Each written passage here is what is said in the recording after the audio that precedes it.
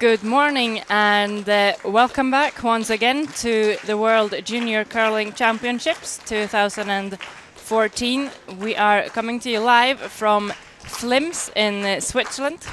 Very beautiful place up in the mountains, and the championships are held in the Waldhaus Arena, as you see there. Our featured game this morning is between Norway and Canada. Norway undefeated so far with 5 wins. Canada struggling a bit more on 2 wins and 3 losses. They really need to get a win here to be in it for the playoffs. You see the standings. Norway alone on 5-0. Italy, Scotland and Switzerland, also Sweden, pretty close with 3-2. And we're going to take a look at the bottom half of the standings as well. Austria, Canada, Russia and the USA on 2 and 3. China still looking for their first win.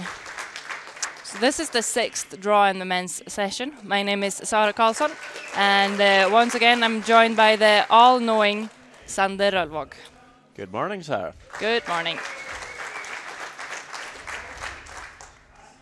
So lineup for Norway today is at lead Gaute Nepstad, second Wilhelm Næss, third and vice skip Markus Skogvold, and the team is skipped by Eirik Mjøen.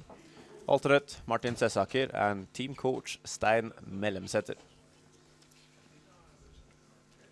Lineup for Canada, we have lead Brendan Wilson, second Lucas van der Bosch, third is Kyle Kurse, and skip is Braden Calvert. Their alternate is Matt Dunston and team coach Tom Clasper. So it is Switzerland being honoured. No, Russia being honoured this morning. I'm sorry. And I think we're going to hear their national anthem. The state anthem of the Russian Federation. It's what it's called.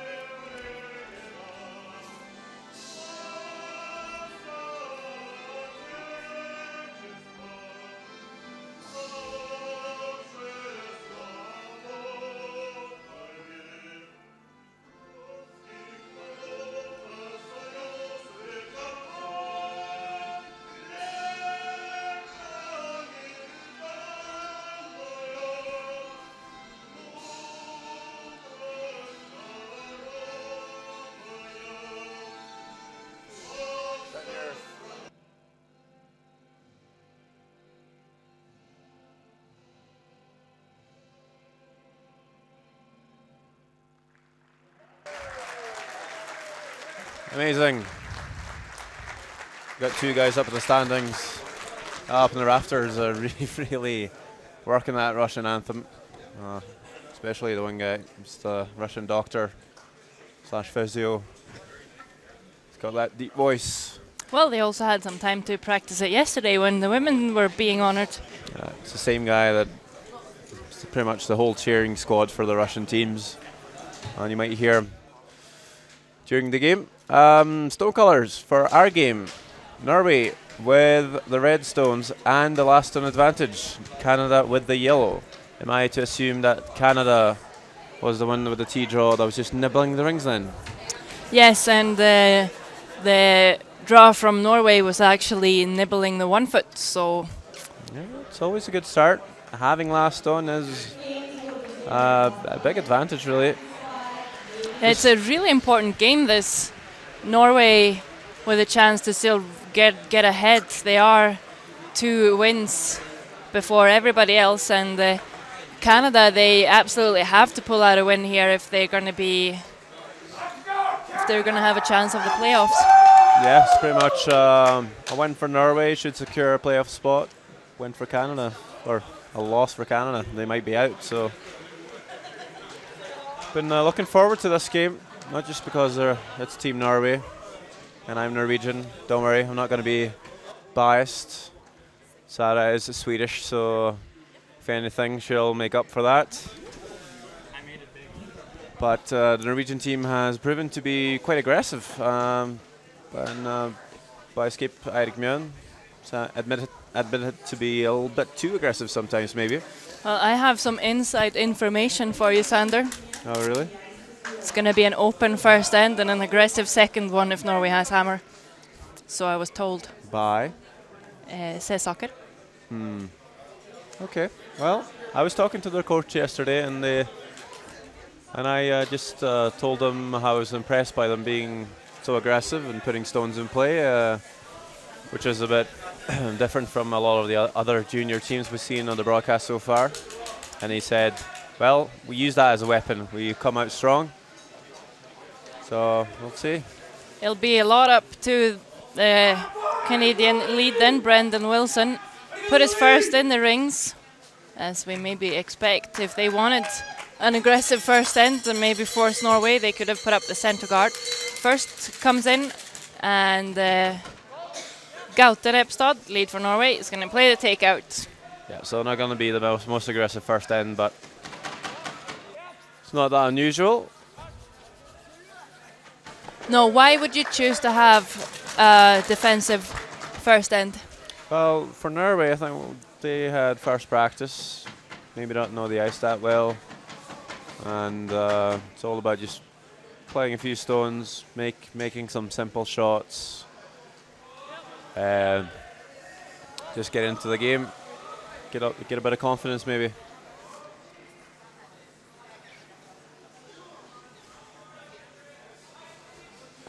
And as a bonus, you do save a little bit of time. And as you see the clocks on the wall there, you got 73 minutes per player. And of course, hitting is faster than drawing or guarding. I think I just said 73 minutes per player. That would have been a bit of an overkill. That would have mean you and I would be freezing by the end of this game. Yes. No, 73 minutes per team to finish the game. If their clock runs out, they lose the game no matter what the score is. And you haven't seen it so far this week, but it has happened on previous occasions. So, house is wide open, and second player for Canada, Lucas van den Bosch, gets to practice his draw weight early on in the game.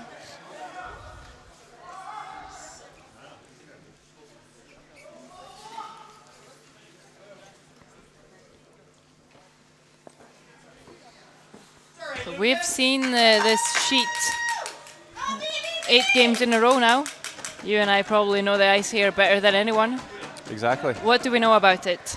Well, the way Wilhelm is playing his shot here, it's going to be curling. It's the curly part of the sheet. The right-hand side as we see it now.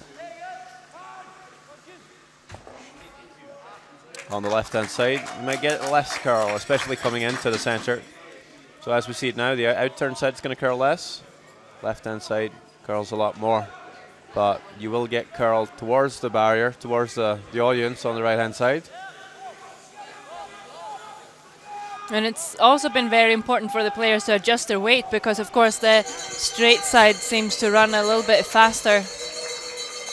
We've seen a couple of teams get in trouble when they play one draw on one side and then on the other side, because you actually need more speed on the curling side of the sheet. Yeah, well, it makes sense though. The curl takes off a bit of weight. The more curl, the further the stone has to travel. So when you play the straight side, it will go further. And it's a good point, Sarah. And we're seeing it here now. Sweepers on the in-turn shots and absolutely off the out-turn takeouts.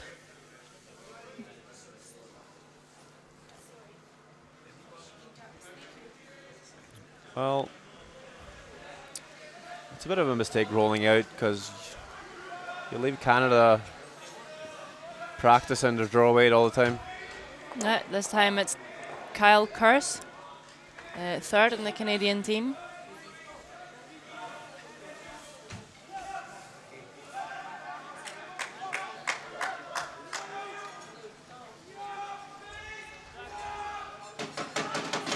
think I'd be a bit afraid if I was playing a third name Curse. Are you that easily scared? Apparently. I will remember.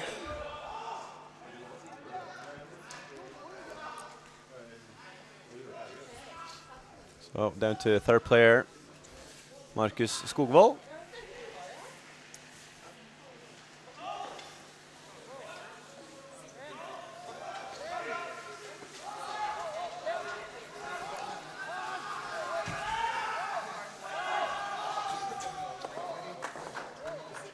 It's a nice hit and stay from him.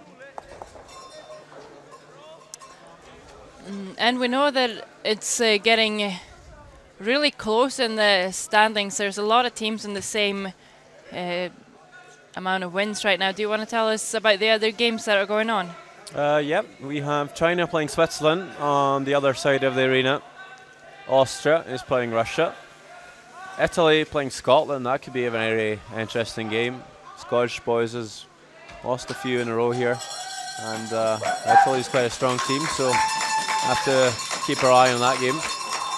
The game next to us is Sweden playing the United States. So it's pretty much Scandinavia versus North America on the 2 NG tier. We'll see who comes winning out of that battle.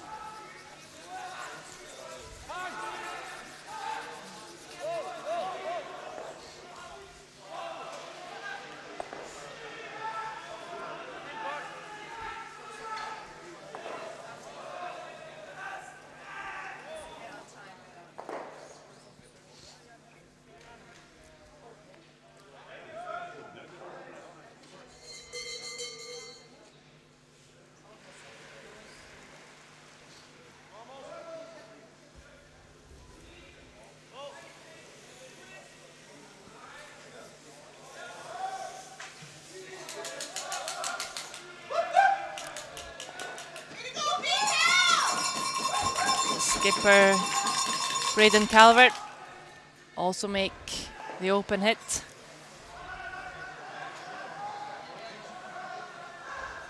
And he's not bothering to go down. He knows what his next one's going to be anyway. And here's our first look at Norwegian skip Eirik Mjøen.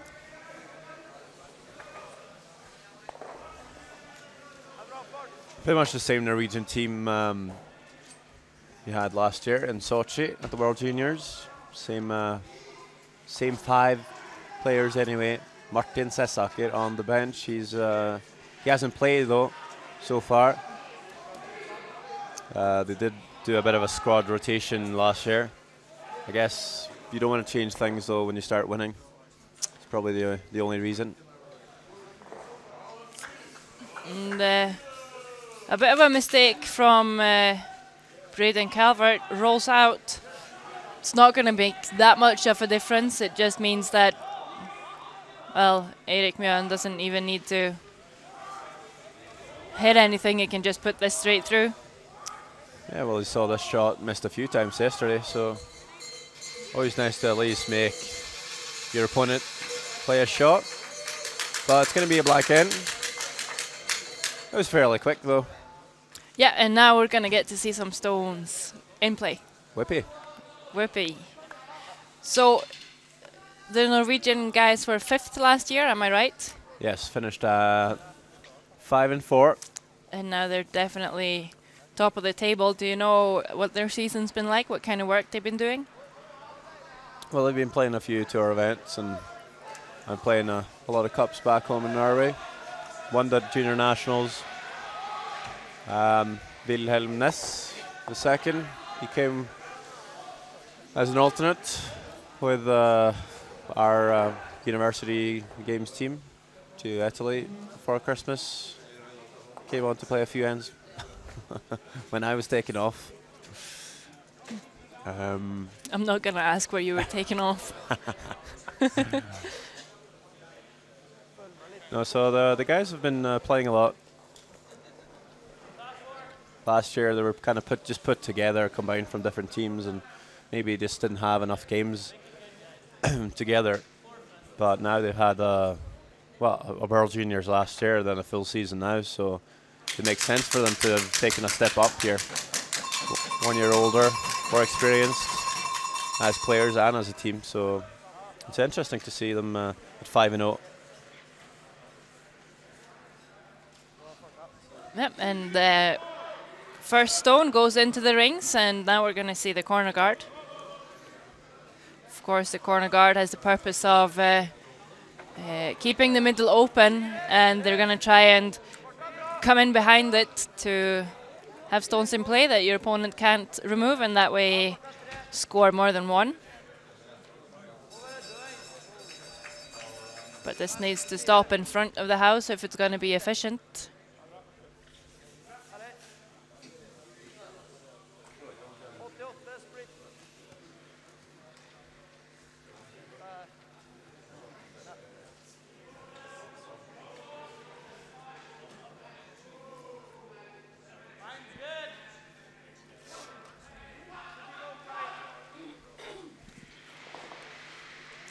Now Canada want to play the centre guard.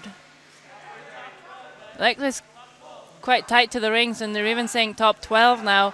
Want it to curl a bit more to at least cover the side that is towards the corner guard. Don't want to allow Norway to make the play in the left direction as we see it now.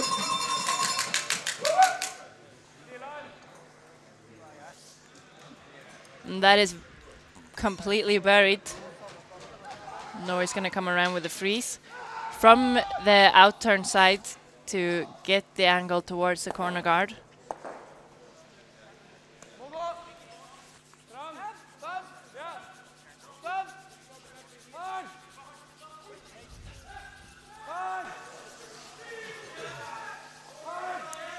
This is the curling side, and it's really breaking. Need it all the way down.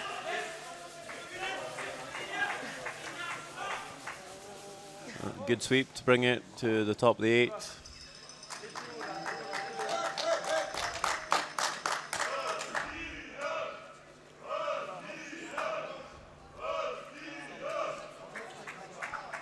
Not wanting the corner guard in the play. Canada are going to remove it. They're not wanting to roll all the way out, but instead sit as another guard just beside or on the center line to keep the middle really tight.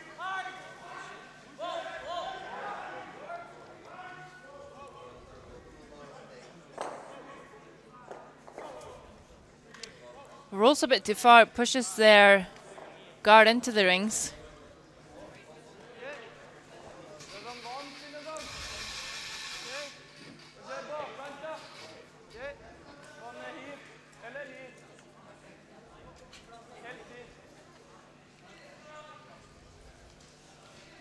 Norway going to tap this now to keep 2 stones in the rings. They're not worried about removing the yellow. Just make sure that they get their own stones in a good place.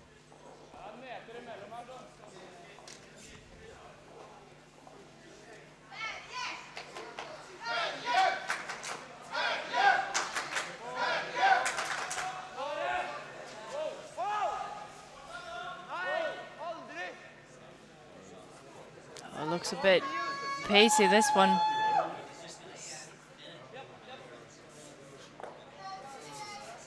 Well, plan B, just text that one and underneath the corner guards.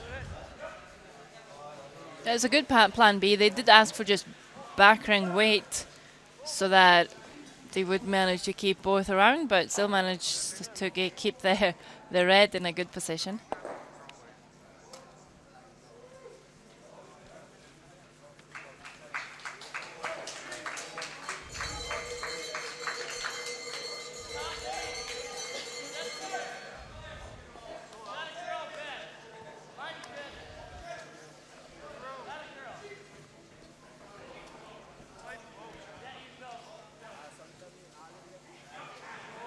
Trying to tuck this one in behind the 2 heels.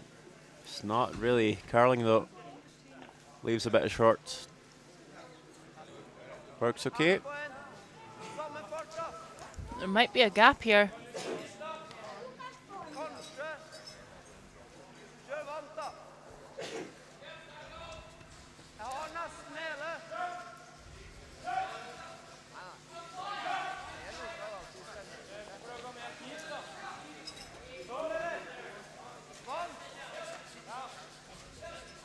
Same weight. Even going to try and find the inside of the yellow and the roll behind the 2 yellow guards.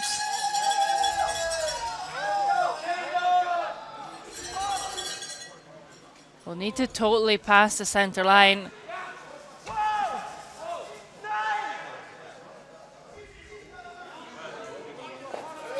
And did, then makes the roll the other way instead. Good skipping by Mjön.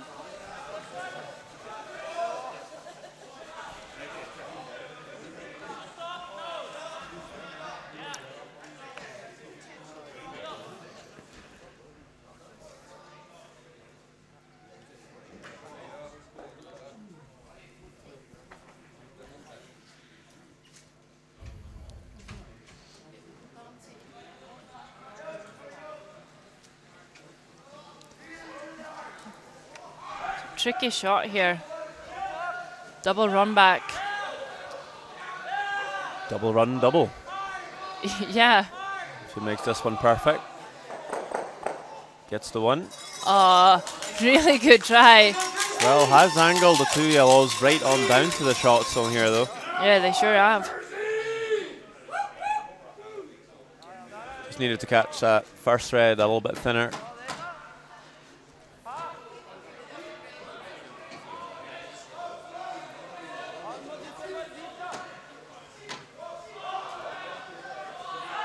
Can't really leave this angle, so Norway gonna need to tap this somehow. Or come down top 8 foot and make sure that there's no double on.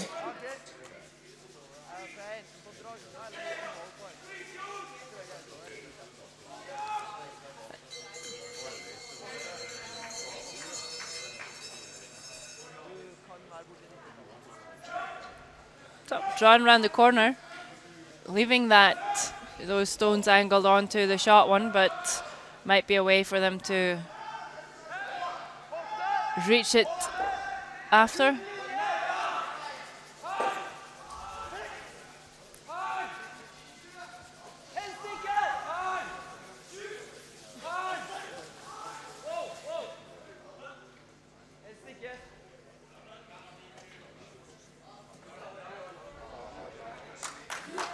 Comes a little bit deep, but not too bad. I think we might see Calvert go for the angle here. Don't have to play too hard. Knows he has to catch this one just slightly high side to make sure to stick his own. A tap on the tummy, I think, is that normal weight? I wonder. Tap on the tummy. Ah, I thought he had said tap on the tummy, No, and, no. and I didn't hear him. That would be fun. Control up. So that's control then.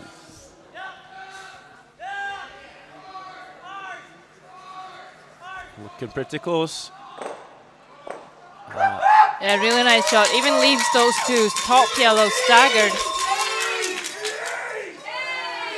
Making it, of course, difficult for Norway to get to the shot stone.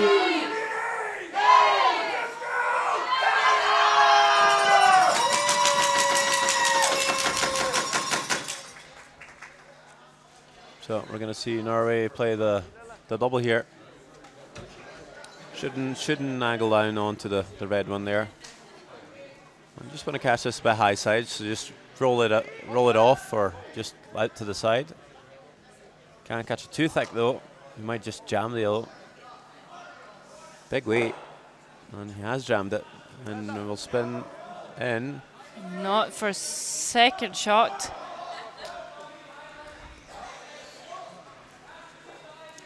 But still, Norway should maybe have done something about those angles when they elected to come around the corner guard. They are in a bit of trouble now.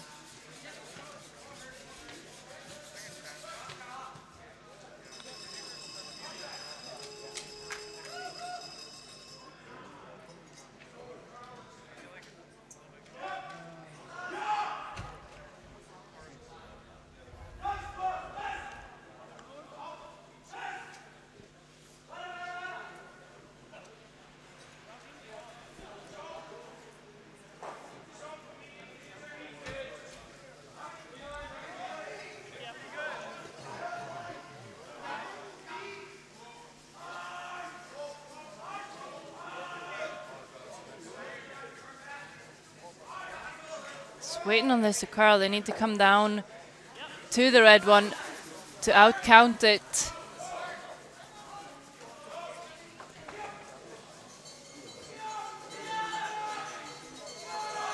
And they have left a double.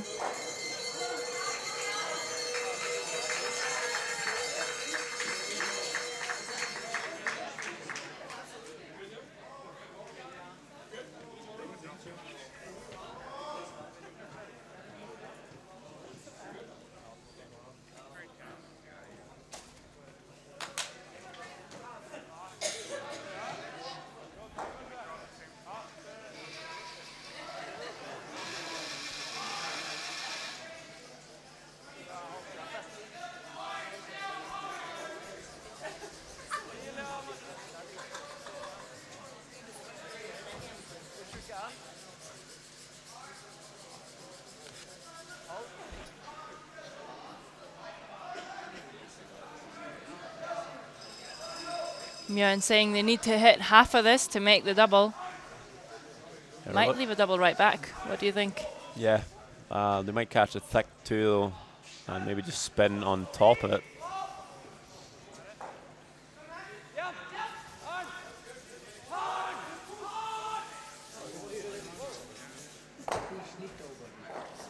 And they've almost done that.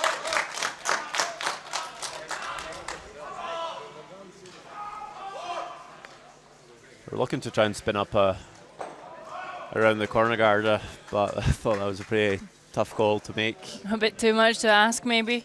He pretty much couldn't have hit that any better if he was trying to do that. Just pushed the yellow one far enough to lie to, and didn't get his shooter to spin very far. No, it is a double there, but there's also a risk that Calvert will jam this. I think he'll make it. I would think so too.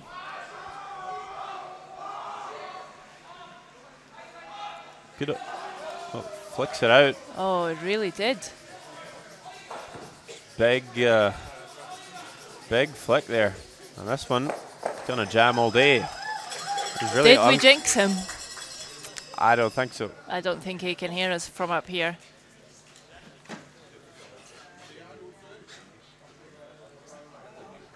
Calvert says he slipped.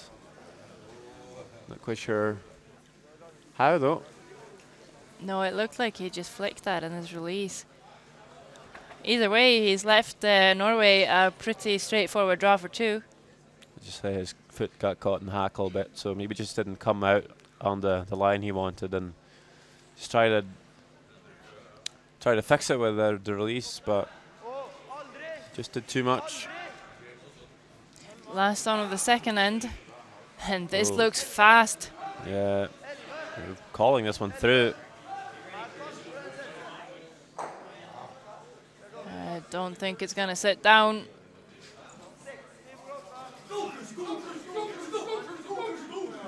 Nope. Yeah, bit of a missed opportunity there.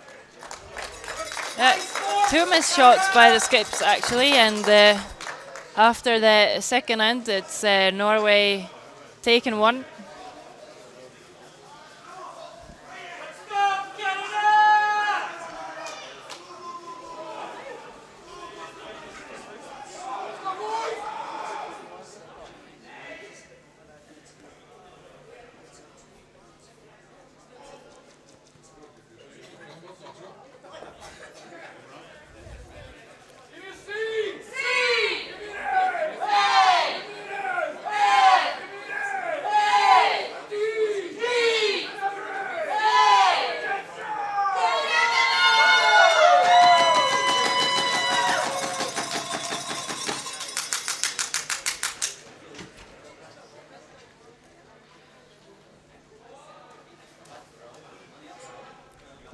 Both teams taking a minute to have a little chat, and I think Norway decided that they were going to put their first draw in the rings.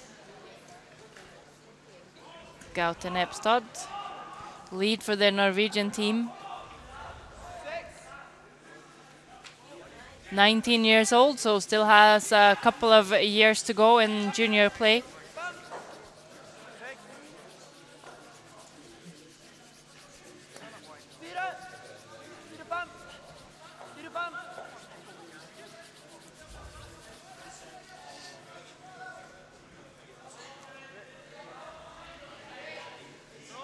And I think they were expecting Canada to put up a guard, but Calvert is pretty quick with calling a hit.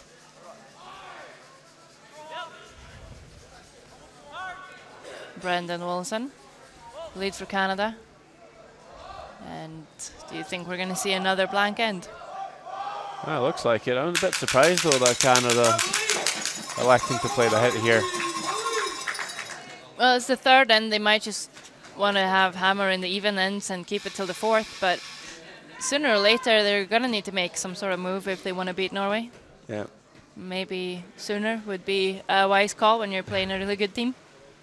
Yeah, I think so. I think you see most teams put up the corner guard at this point. We also know that it's so important for Canada to win this game. They might just want to keep it close. Do you think we might see some nerves? You might do. Obviously, if Canada does lose this game, they might be out of the juniors.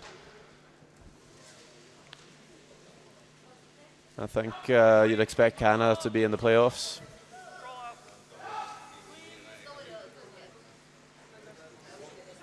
Their alternate, Matt Dunstan, got the bronze medal with his team in Sochi last year. The year before that, Brendan Botcher won the gold. Yeah, certainly a lot of expectations on the Canadian teams when they come into the World Juniors.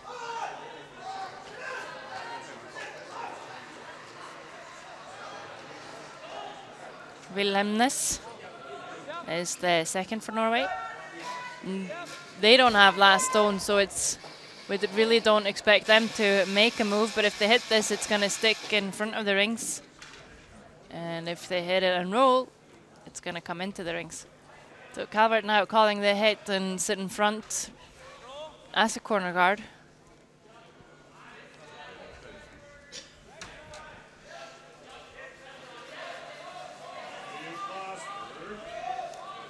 Lucas Vandenbosch, also 20.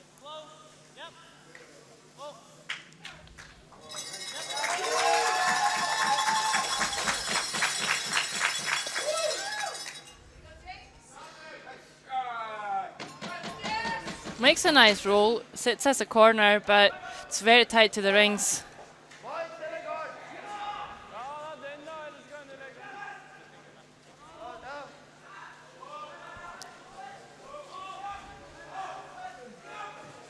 Norway's not going to leave this around. Hit it and roll in themselves. They can roll into the rings because the yellow one is really, really tight.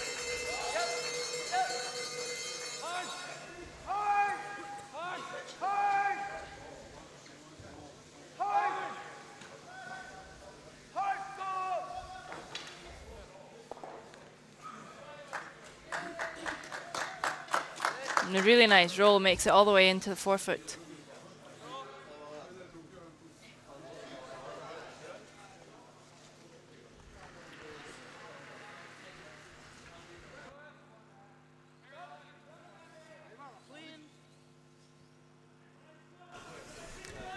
Well, while this blank end is going on, we could take a look at the other games here in the Waldhaus Arena this morning. We have Sweden, United States playing next to us, as mentioned. Sweden took a 2 in the first. US team took 1 in the second. Between Italy and Scotland, it was Italy to take a 1 in the first, Scotland 2 in the second, leading 2 shots to 1. And Russia took 2 in the first, Austria 1 in the second, so Russia leads 2 shots to 1 there. The second end between China and Switzerland is not currently over, but Switzerland did pick up a steal of 1 in the first end.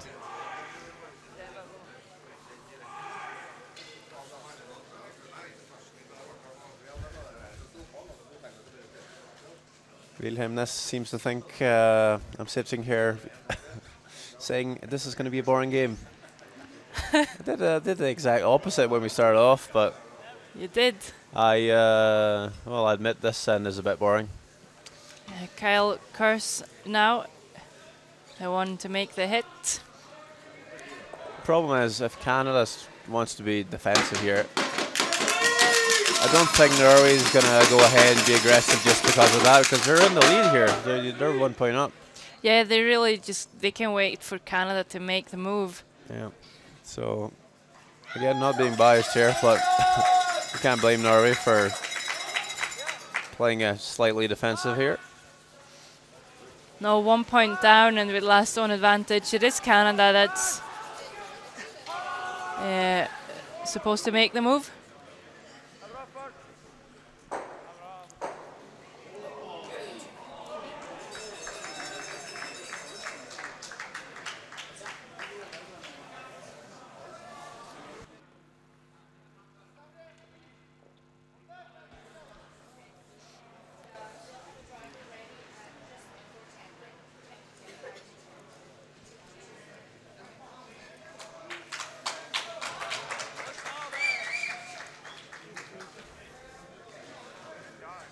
Seems like the Canadians have adapted the tactics of the Korean women's team from yesterday. Well, I was going to say the Korean women's team have been pretty successful, but they ended up losing that game. Yeah, instead of putting up the corner guard here and hope for a missed peel, just trying to open the wing, but this one slips through. Erik Mjøen is freezing onto this. Well, I don't think it can freeze, but just put one in the back of the rings and maybe hope that Canada jams it somehow.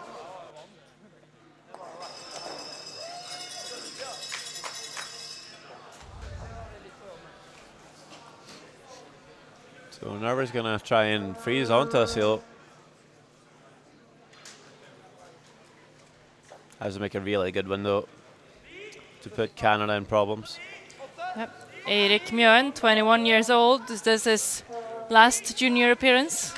It is, so for him it'd be nice to pick up a medal. Although he does have a bronze medal as an alternate for when I was playing with him back in 2011. So if he doesn't medal, you can always tell him that the only medal you got was with me, right? Exactly. I think you're still cheering for them. He was also playing with us in 2012 in Östersund, but we lost the bronze final to Kyle Smith. So that was a chance for him to pick up a medal as a player. Maybe he's better off skipping his own team. Seems that way anyway. Well, 5 wins so far. Yeah, certainly looking good for them. That's good though, because Norwegian, well, when we medalled in 2011, that was the first medal since 1988 when Ulster took a bronze. So it's good to see that the Norwegian boys are in contention here year after year. Again, I'm going to tell you, if you're impressed by all of Sanders' years and numbers and results, you should be, because he has them all in his head. He's not even Googling them. He just remembers games from before he was even born.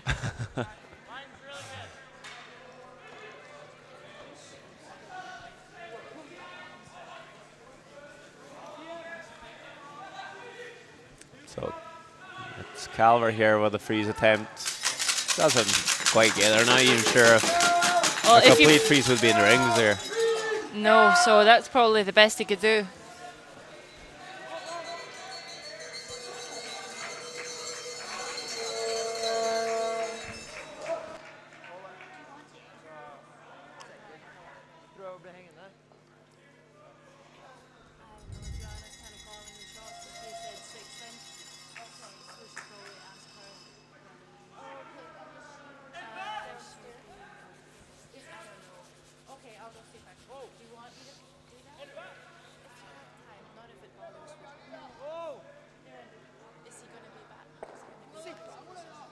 So maybe just a bit safe there. Not sure if he was actually even able to jam it. But rolls out, and it's going to leave a very easy blank for Canada, just the same way he got The easy blank in the first end.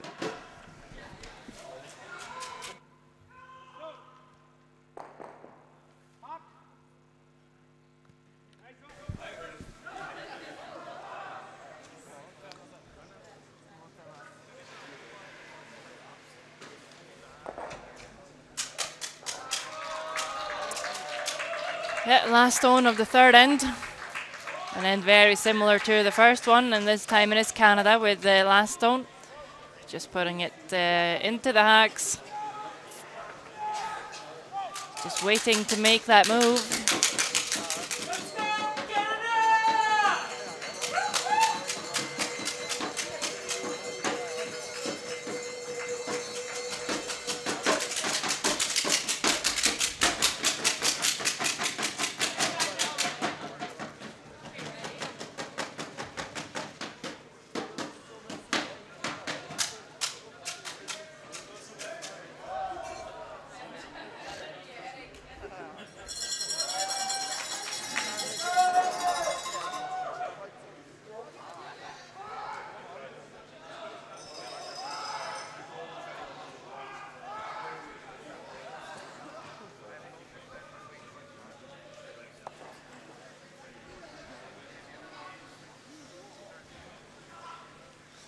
Right, so Norway is elected to play the centre guard now, which,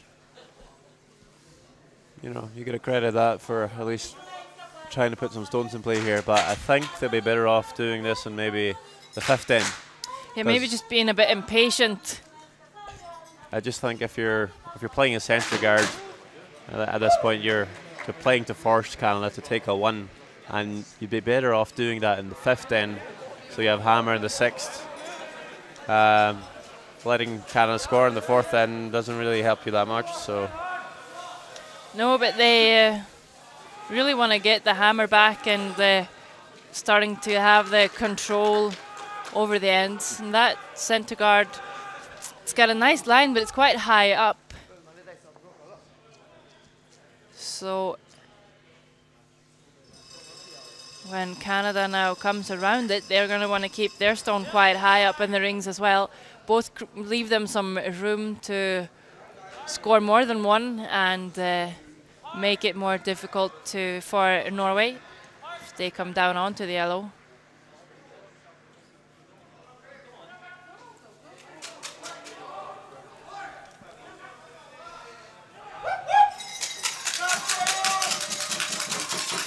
A good place for sure.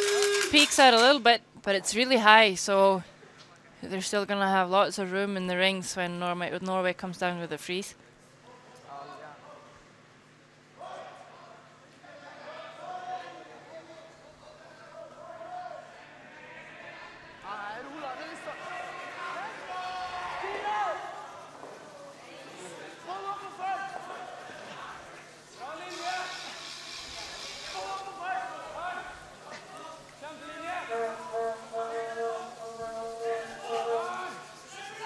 They have really good line, but they need to drag this further than that. So now they have two centre guards. yeah, at least that's kind of in the open, so you might be able to run that back. But leaving two centre guards here and letting Canada come around with a second yellow, that's not a good start. I know that because I've done it a few times myself. So Norway's probably going to have to make a few good shots here to turn this end around. But first off, we need a good draw around the Reds here. Brendan Wilson needs to find the top of the four.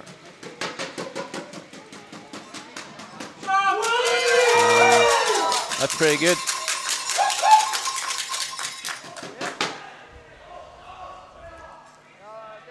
Freeze is called by Norway.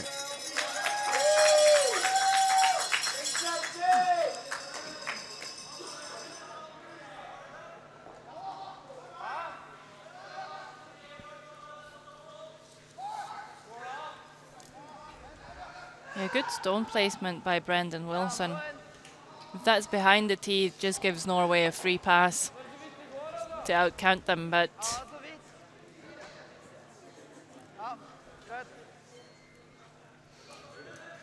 So guys just asking if they could play maybe a board weight on the tight centre guard and run it back.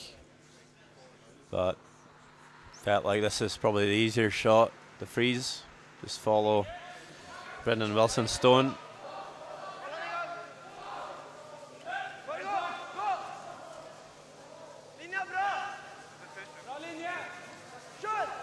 Just looking a bit shy for weight here. Really need to work this one to bring it all the way down there. Past the guard. Not past the top yellow. No, Canada still sitting 2. Well, at least that's a better spot than being heavy here and ticking off the shot stone. You might be able to use this one somehow. And although Canada's lying 2 in behind cover here, every single stone's along the center line here. So they're electing to guard on the same side that Norway just played. Yeah, you hate to guard the center line when you have last stone. Yeah, but they are sitting 2. The only danger is that, well, Norway, they could maybe play the come around the other side and then everything is guarded. Yeah, that's what I mean. If they make one good shot here, a run back, a tap, or as you say, a draw, it's really clogged up along the center line and Canada might have a hard time getting at it. But I'm not sure if Norway's going to take too many risks. I think they might be trying to open things up here. And where that guard ended up, I'm not sure if they can.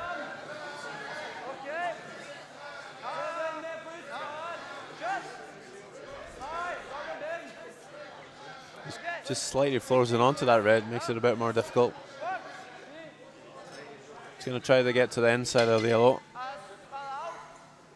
Run it across his red, bring the red one down onto the ills.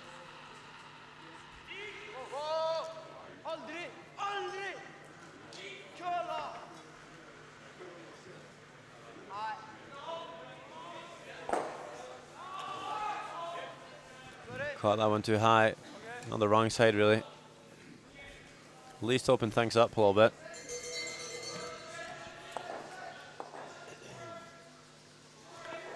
But Canada still sitting 2.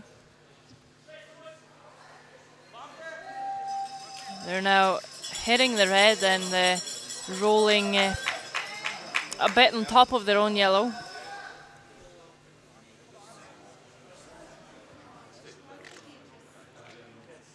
Could leave the top stone exposed, but it would also mean that if Norway hits it, they're going to roll out. So this could really put them in a good position.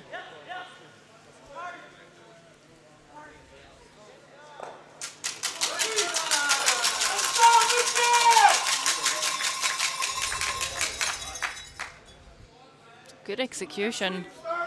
Nice, brings the weight down on that hit. Gets great control over it.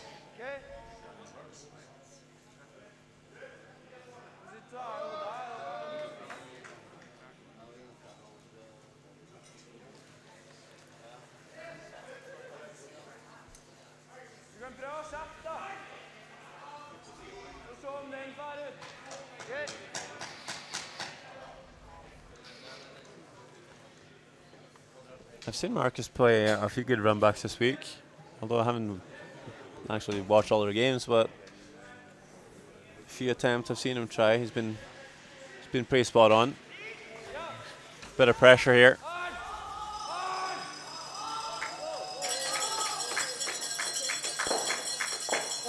Does spill one yellow, so not too bad there. No, at least opens up so that they can access the yellows. But now the center line is wide open and Canada sitting 2. They're just going to put a third one in and now behind this red corner guard. Well, 3 stones left for Norway. 3 attempts at doubles, I guess.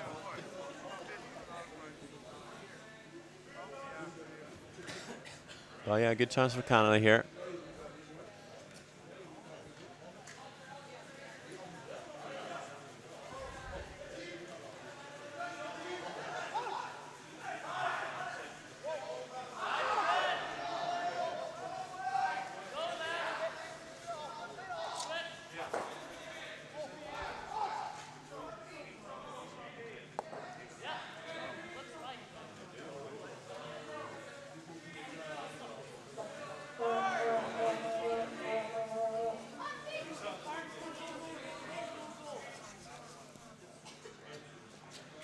gets one in there.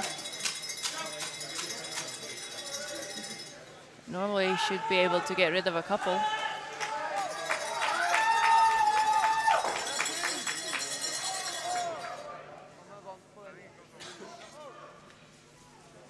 Could also play the hit and roll off the shot zone here.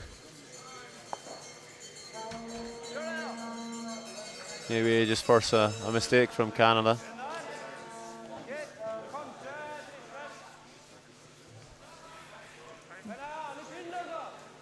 This is really thin, and if it's really thin, it shouldn't be a triple available, but... I don't think it's there. But instead of playing the thin double here, you could play the double on the two centerline stones.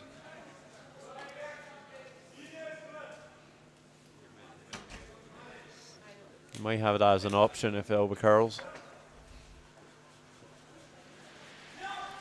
1 of 2. It's a bit straighter than this spot, so it's not going to curl much. And gets neither. And I wonder if the triple maybe was on. It looked like it was, the way you hit that.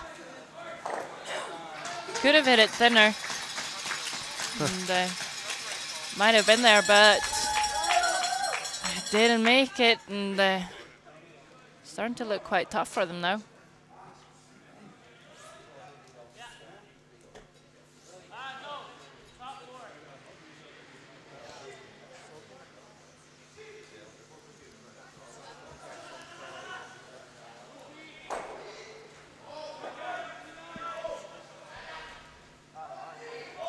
Now drawing to the other side. Try and have as much separation as possible. They need to count on Norway making at least one double, so make sure that they have a way of scoring 2. Get some nice angles here. There's really no easy double on here. No, Norway can see that yellow behind the corner. It could maybe make that double, but it's also quite a risky shot. Yeah, looking for a hit and roll here instead. Well, it's not an easy shot either. Not a lot to roll to. And behind the corner guard here. And they still need to be full 8 foot to outcount the back yellow. Could be easier to maybe roll in front of the yellow on the left-hand side here. Have a bit more space at least.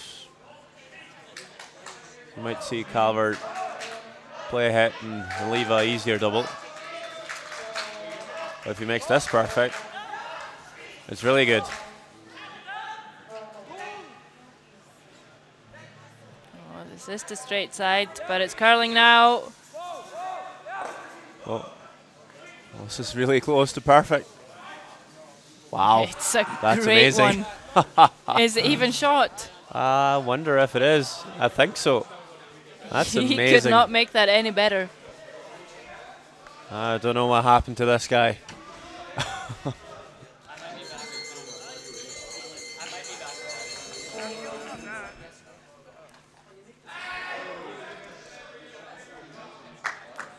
That's just an absolute peach. And I've talked to the guys on the team, and you have been bragging about their skip bailing them out at times. Well, that was definitely a bailout.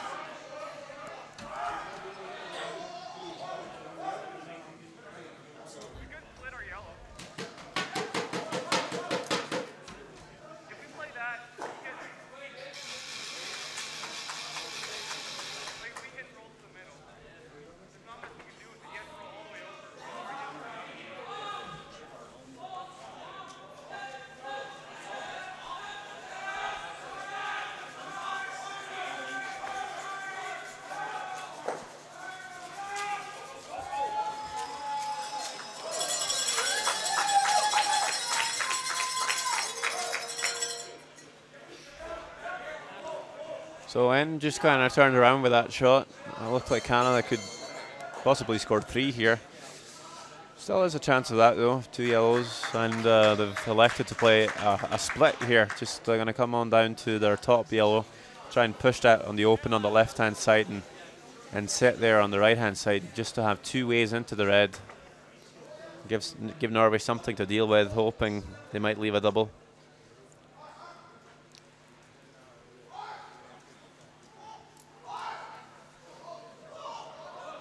Yeah, really a setup shot here for Calvert.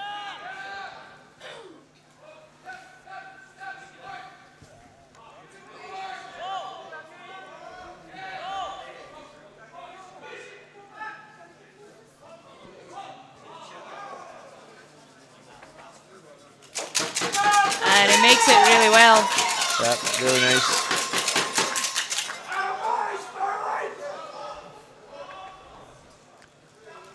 Needs to make a good roll here to not leave a double for 3. But if he makes the roll, might be sitting 2. Will force Canada to 1. And it's probably what they wanted when they put up the centre guard in the first place.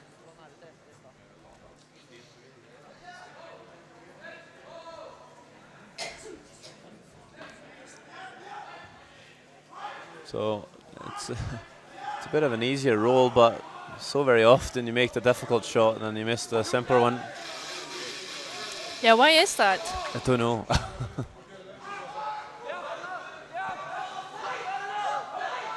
Going for a double here, maybe. Thin. Or no.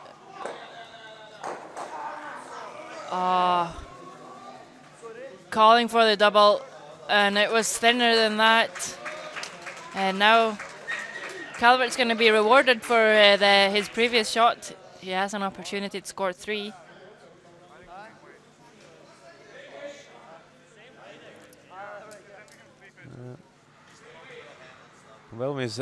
He will miss the easier shot here.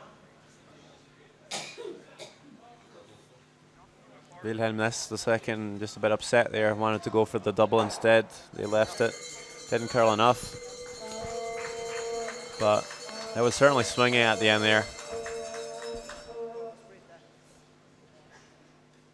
But yeah, shot for 3 here.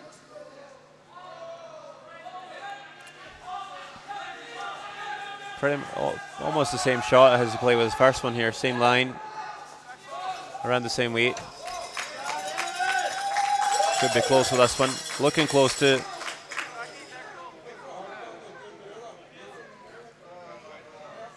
Oh, and will it curl enough are though?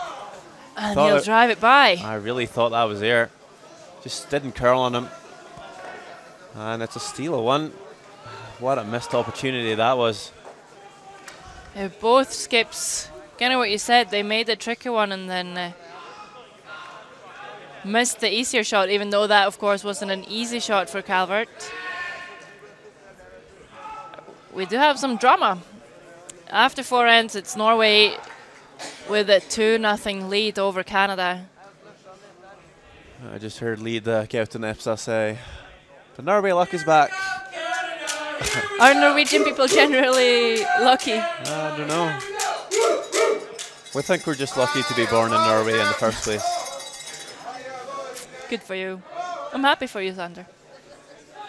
But I was talking to Skip Mjøen yesterday, asking about how they've been playing, and he said, well, they played well in most games, but sometimes maybe they have been a bit too aggressive and missing shots without hammer, and he has been lucky, especially against Scotland. He said the Scottish boys were just jamming shots left and right. And yeah, that was a real nail biter, the Scotland-Norway game yesterday.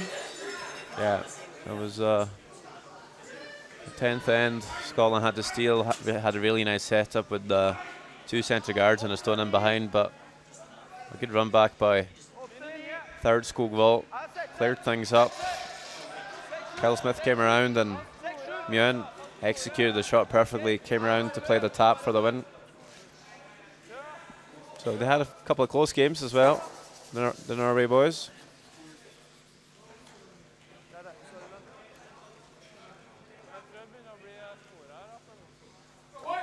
So I was just talking about the ice conditions here where that overcurled.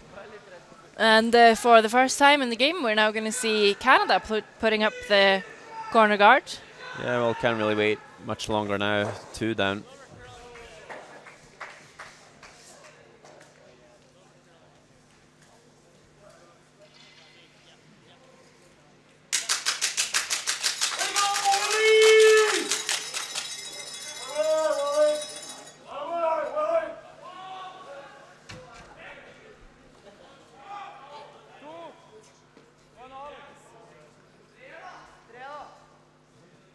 Corner guard goes up.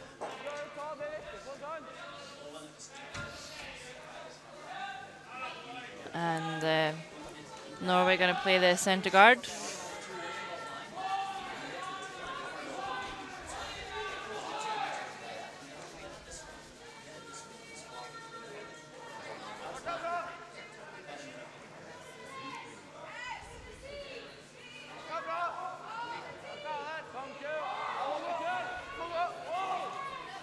And it's really, really breaking right there.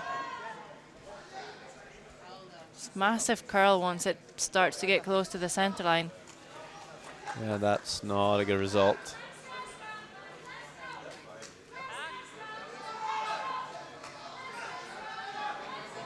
I don't know. I thought they were discussing leaving that high enough for them to make the corner guard peel and roll between the reds, which I think is a bit weird. If they just brought that one close enough to the house to be able to make the corner guard peel anyway. And just roll over everything. Exactly, but leaving it there is not an option. I think the better option is probably to bring that stone into the house. Yeah, it's just too much separation. Canada can even, well, they're even hitting the one that was behind the guard. Because of the amount of curl on that side, keeping your guards close get pretty important.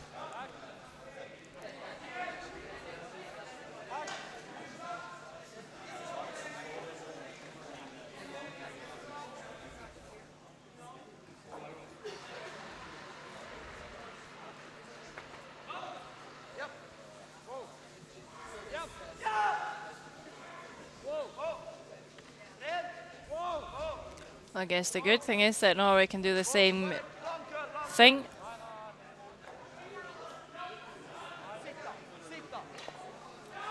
Yeah, I'm going to roll to the open, so Canada will have the chance to roll in behind the corner guard.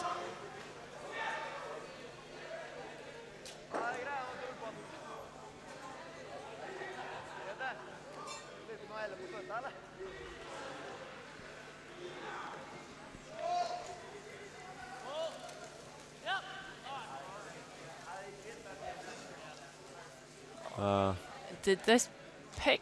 Yeah, I wonder if it did. It's really, really curling. Well, just stick around though. It's not the worst pick I've ever seen. Nope. And Van den Bosch is cleaning the ice a bit there. Maybe just getting rid of whatever dirt got stuck under his stone.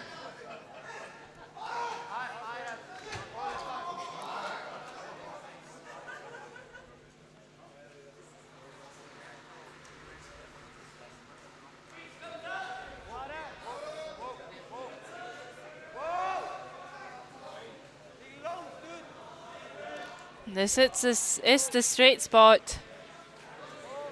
Just waiting for it to curl.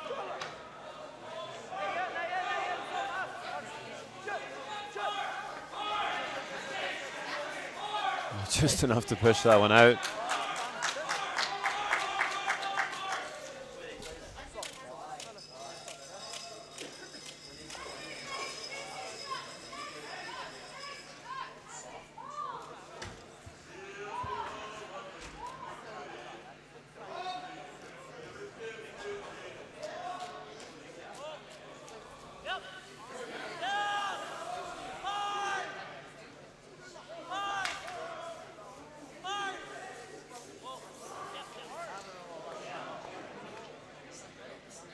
Gets really close to the guard and so close to being perfect that actually over curls a bit and once again peeks out the other side. Yeah, it's hard to roll too far on that side. It's pretty straight as well.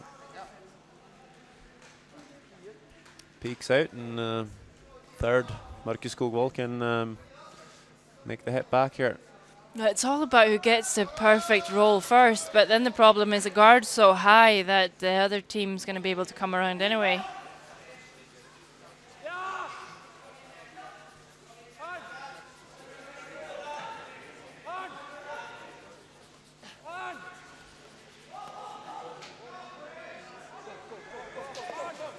Oh, that's really nice. Pops in behind the centre guard. That's pretty much buried, I think. And even though the guard's so high, I'm not sure if they're going to be able to come around here.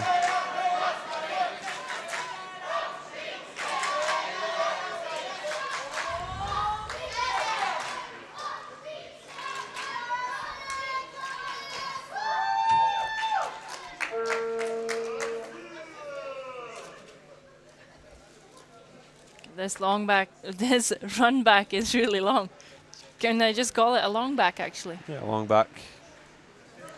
Bring a new term into the curling. It's not like we have enough already. Nope. Well, won't get the one in the rings, but leaves another corner guard, so... Yeah, it did actually end up doing Calvert's first call. Hit and roll to the side, but although it's nice with two corner guards, it's maybe a little late to utilize them. Down to the second stone of Norway's third here. We're gonna at least have to spend one more stone clearing up the center here if the center guard's anywhere close. Yeah, they would really like to have this a bit closer to the rings.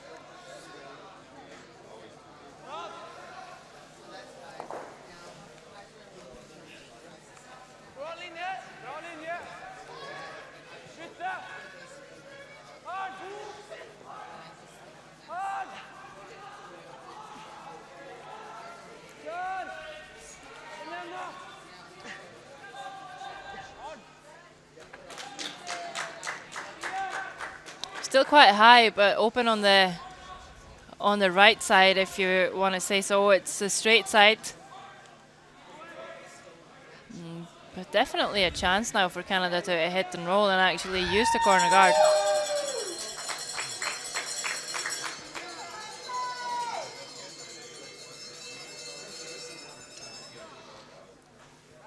Just asking his team here, Calvert. Can't see much of this on the outside, and again, straight spot. You're not going to get a lot of curl around the corner guard. Sorry, center guard. So it seems like they call the run back again here.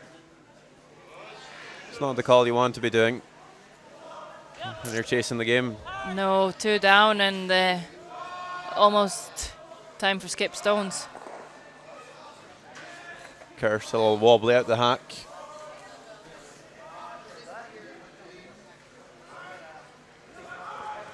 Only peels the guard, and Norway's left with another chance to just put the centre guard back on.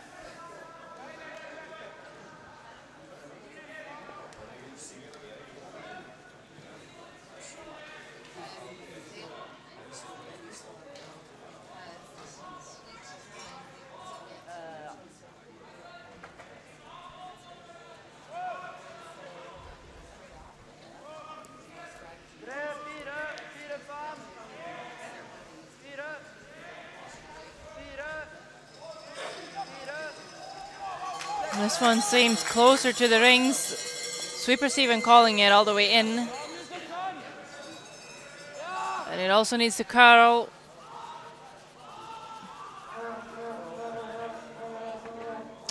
It's not in, but shot stone now open. And it is, even though it looks like a really straightforward shot, placing the guard over and over and over isn't the easiest. And this might be the mistake that Canada really needs. Yeah, last chance to score 2 here. Need a skips deuce from Calvert. Well, I think they'll take any deuce right now. The skips deuce is always a nice deuce. It's the worst one to give up, though. Yeah, definitely, when you've kind of been in the control and playing a good end and then miss one with one of your lasts and it's still a score of 2. Frustrating.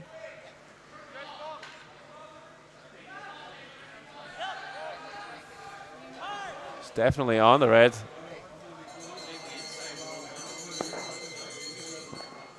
I thought he was going to go around the corner guard.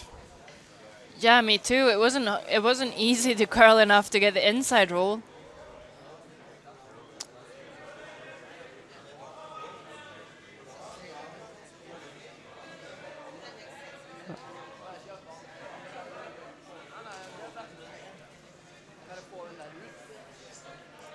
You want to use your Norwegian talents and tell us? Vant means board or barrier. So just a control way here.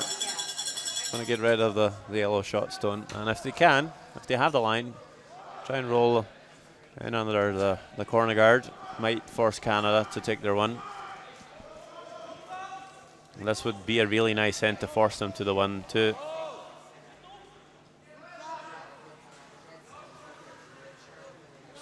Hanging wide so far. I guess they're on it now. Working it for line. Can they get the roll as well? Rolls a little bit. Is it far enough? Don't think so. No, not far enough, but there's good communication. They've decided on the one weight, and the sweepers are very careful with telling the vice skip what weight it is so that he can control the roll. Just curls a bit too much on them in the end.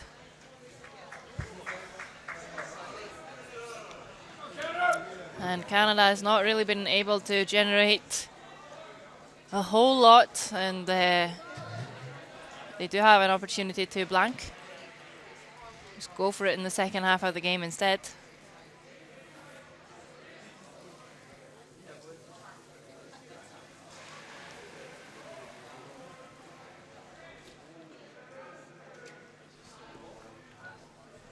So just a blank attempt here. You're going to pick this one off.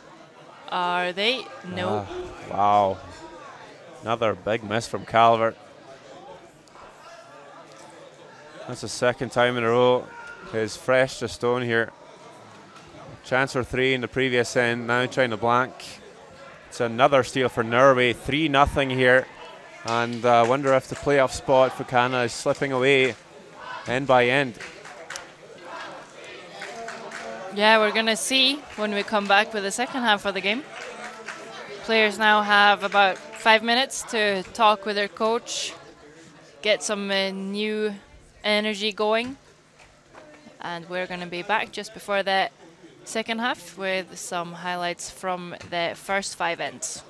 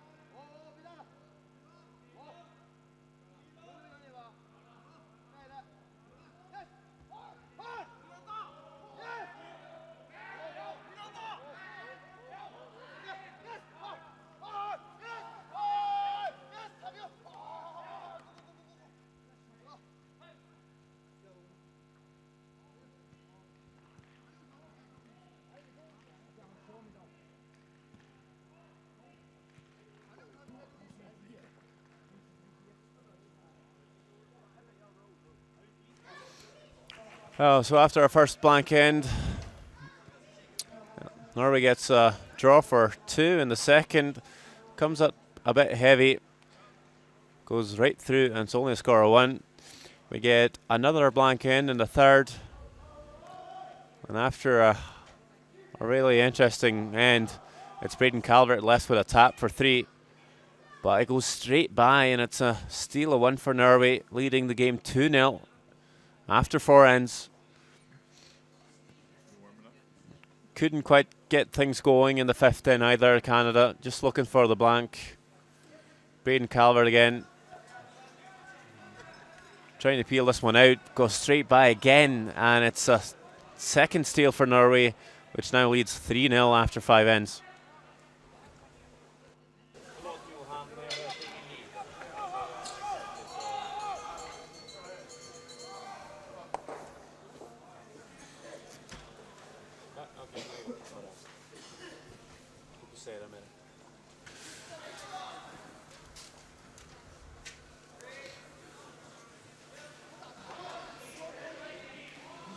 So we're back here then in the Waldhouse Arena for the World Junior Curling Championships 2014. This is Gauten Epstad, lead for Norway. They've had, I'd say an interesting first 5 ends between Norway and Canada. Yeah, Canada, when they had Hammer in the 4th end, they were really able to put some pressure on and have a really good end, but we're not really seeing them willing to make that move. They seem kind of cautious, and it's not really beneficial.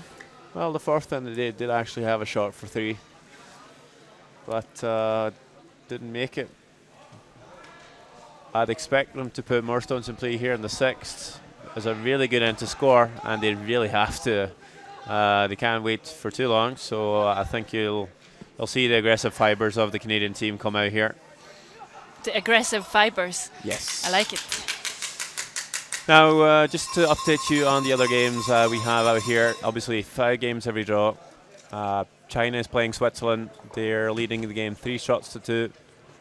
Russia seems to have a 5 shots to 2 lead coming into the halftime break. Scotland stole 1 in the 5th, leading the very interesting matchup between them and Italy, 4 shots to 2.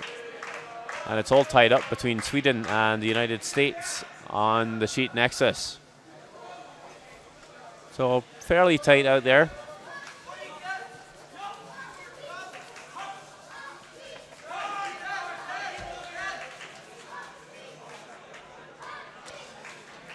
And again, the setup play from Norwegian lead to Gauten Epstad, not perfectly up to scratch.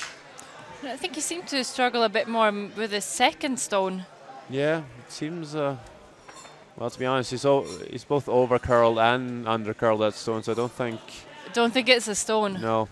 No, otherwise it's quite normal. If you have a stone or 2 that's a bit different, maybe not as good as the others, you give them to the lead and they have to struggle with making it work. Yeah, always fun.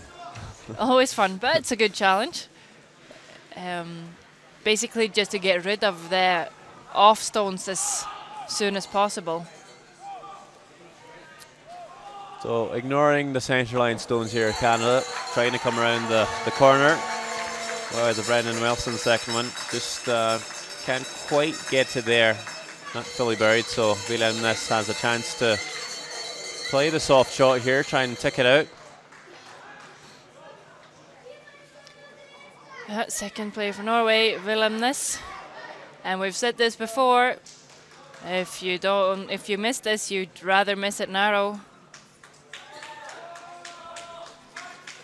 Certainly clipping the corner guard is okay. Doing that, maybe not your best option. And just swept that one in the end, I think, not to just tick the yellow in further behind the guard. Yeah, they were never going to remove it, so might as well just get it all the way past. Yeah, I've seen a few sloppy shots from Ness as well. And Lucas van den Bosch really needs to make some shots himself here to take advantage. If they can just score 2 it's still a close game, and they could force one, take two, and it would be even. Keep doing that, and you're in good shape. Yeah. The curling tactic. Take two, get one, take two. Just do that the whole game, you're in good shape. Yeah, so if they've read the school book, they should know what to do. The only problem is you have an opponent that's trying the opposite. Yeah. Yeah. It seems like that's a common thing in most sports. Their opponent's trying to destroy your moves. Yep. Yeah. So we're gonna try this shot again then. Wilhelmnes. They're going for the same yellow rather than the shot one because they know it's going to be tight in the forefoot to score two. It's definitely tighter with this one. Let's see, past the guard. Oh, it's just past the guard. Now I just want to roll. Oh, that's really good. That is a far better shot. It seems to run pretty straight down that path. That's pretty much the same spot where you saw Braden Calvert as fresh as tap for three. So they're able to keep the line there. It did seem quite tight coming out. Yeah, and it is so important when it's not that much curl. It might be a challenge to trust the broom because it's uncomfortable to slide out that tight. But oh yeah, absolutely. When the broom's just maybe a stone away from the guard, and it feels like you're on the guard when you let go of the stone. So it's easy to just kind of fluck it out just a little bit to try and be safe, and then you're just completely on the wrong side of it. And tricky for Canada where to place this now. Of course they would like to get second shot, but that means they need to get into the forefoot, and you still want to have some separation. Yeah, I don't want to group the stones here, leave a double somehow. I don't want seeing them just come around the corner. Just need to bury it though. Nice draw with Lucas's first shot. This is looking both heavy and out there. This one needs to grow some teeth and hang on. It's not growing any teeth right now. Oh, just pulls up in time. Yeah, well, not in time to outcount the reds.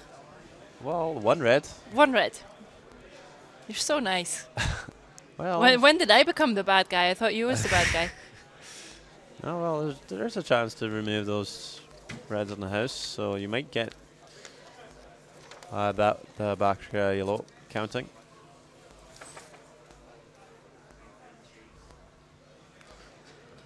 They're gonna ignore it here, Norway. Trying to come after the best yellow. Maybe just come to the inside here and just tap it. Could be a good chance to steal again, actually, if they flop in behind the center guard. I want to curl as much as possible. Looking a bit wide. Doesn't quite get the roll in, but leaves the shooter in a nice spot. It's not going to be easy for Canada to get to the inside either, even if it's possible.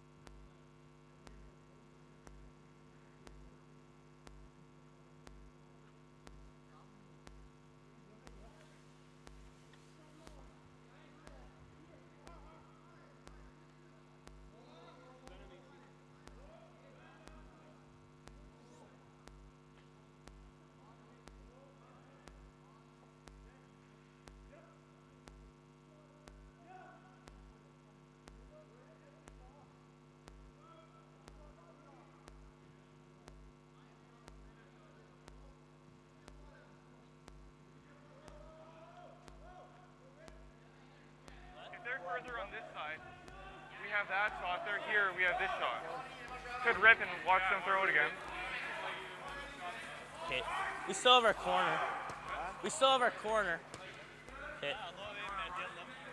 I don't think so.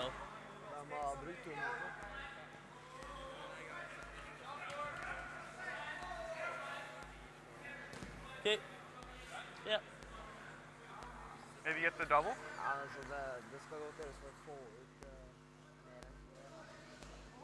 So I think they're going to play the run back here, and I think they might get a few reds moving. If you bring the first, the centre guard down onto the top red, angle that back onto the stone on the top four, you might even spin back onto the back four stone if you're absolutely perfect. And then, as they said, the corner guard might come in play if they're able to clear all of this up. Curse needs a good one here.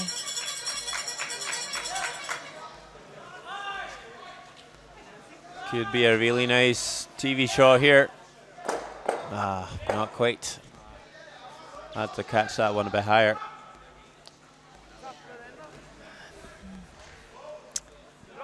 Yeah, you see it again here, just needed a bit more on the left. Norway still with shot stone.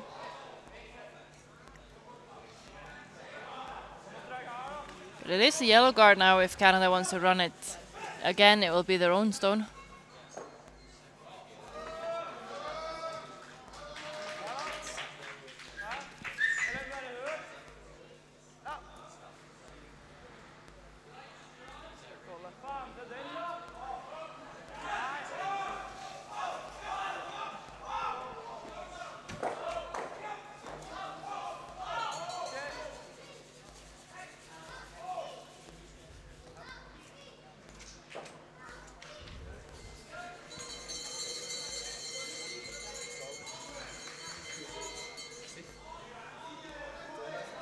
So I'm just going to draw the top tail here because they can't really see Canada doing much if they do that. So just top 12. I think he took a lot of ice here though.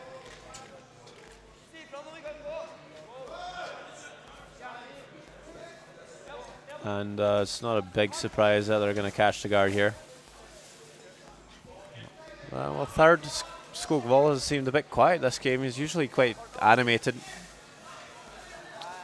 Although we mic'd the second player for this game. Yeah, so he might be. We're not just hearing him. But it's just strange to me that he wouldn't maybe have looked at the broom and thought that was a bit too much ice. Remember that it's the straight spot. I've heard it does curl a little more coming home than the other way, but still that was out in the 12 foot. That broom from skip by to come in, so doesn't curl enough. Oh, and the run back.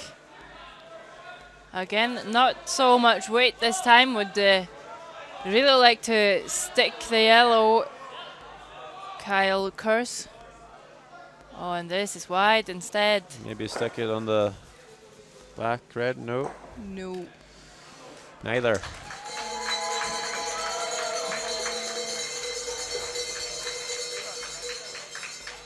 We're going to move on to skip stones.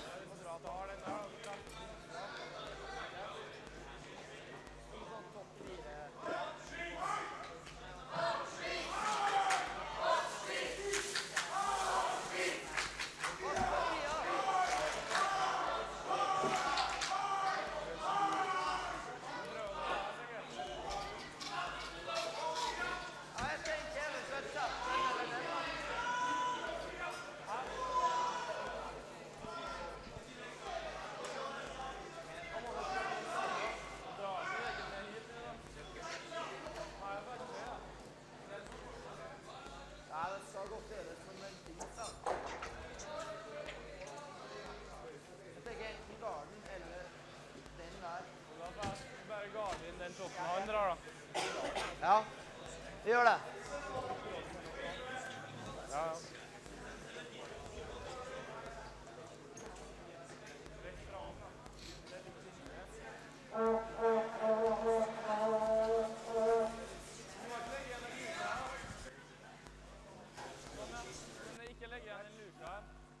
Han kan få litt av den. Ja. Sånn, ja. Akkurat der, faktisk. Sånn.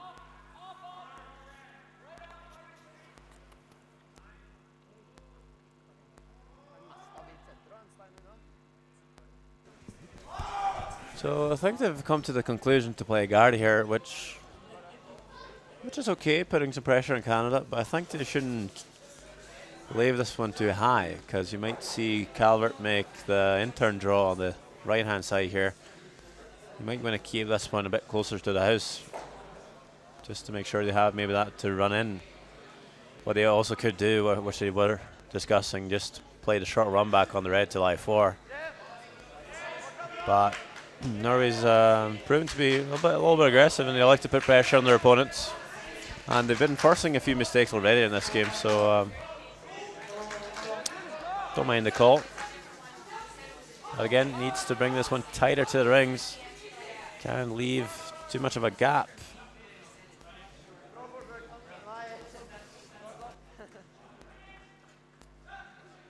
Well, see what they're left with here.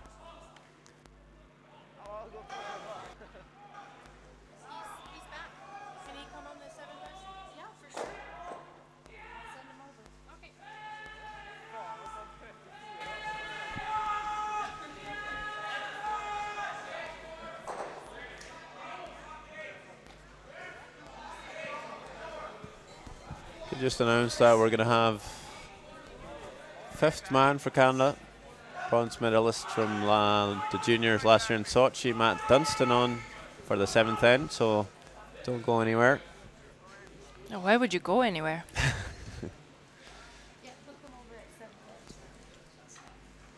Down to Braden Calvert's first shot here.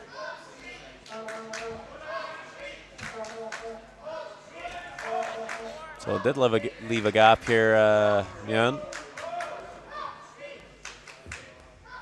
Gonna draw it through the port. That wouldn't be possible if they would have dragged that guard 4 feet deeper. But it's still a tough shot to make. And this one's hanging wide.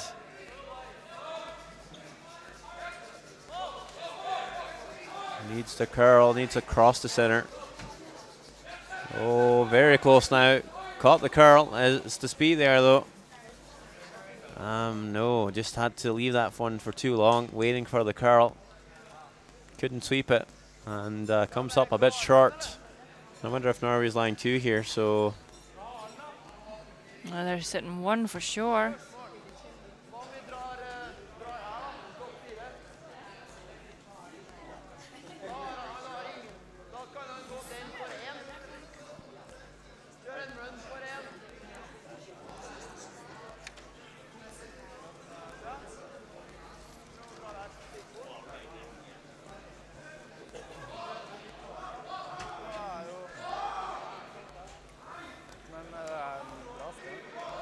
Men han får ikke noe mer enn 1.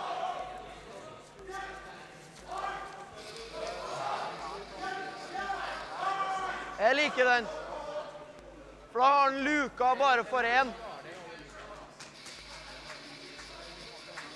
Eneste vi må passe på da, at vi ikke ligger køla over, så han er innsida. Ja. Ja, det ligger greit da.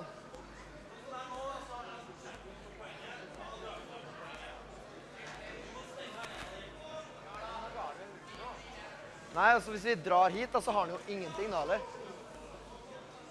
Øker jo sjansen for en stjerning. Nei. Jo, han kan, ja. Ok. Hæ? Nei, for da køler vi hit ut. Hvorfor ikke dra hit? Har ikke noe mot å gi han Det er igjen? litt kjipt hvis du køler over, så har han den, og kanskje den. Ja, nei, men da... Nei, jeg går opp, jeg. Jeg går opp. Der du sa.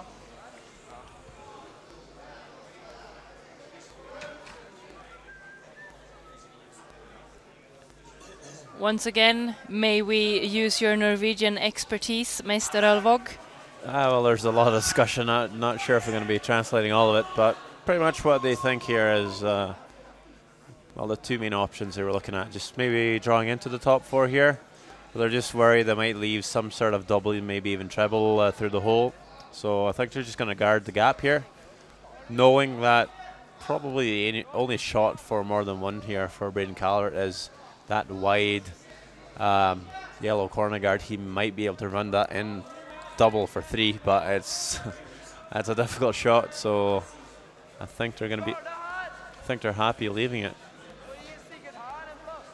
Oh, and they do have the one on the left-hand side, as we see it now as well. Maybe to run that one in to maybe score 3.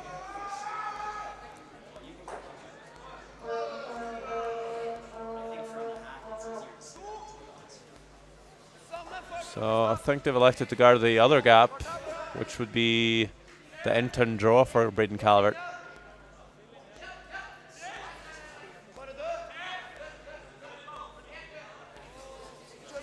This one's over curling a little bit. Just wanting to tick off at this one now. That's pretty good because they actually guarded both the gaps here. And I think Calvert's already made up his mind. He's going to play this run double for 3.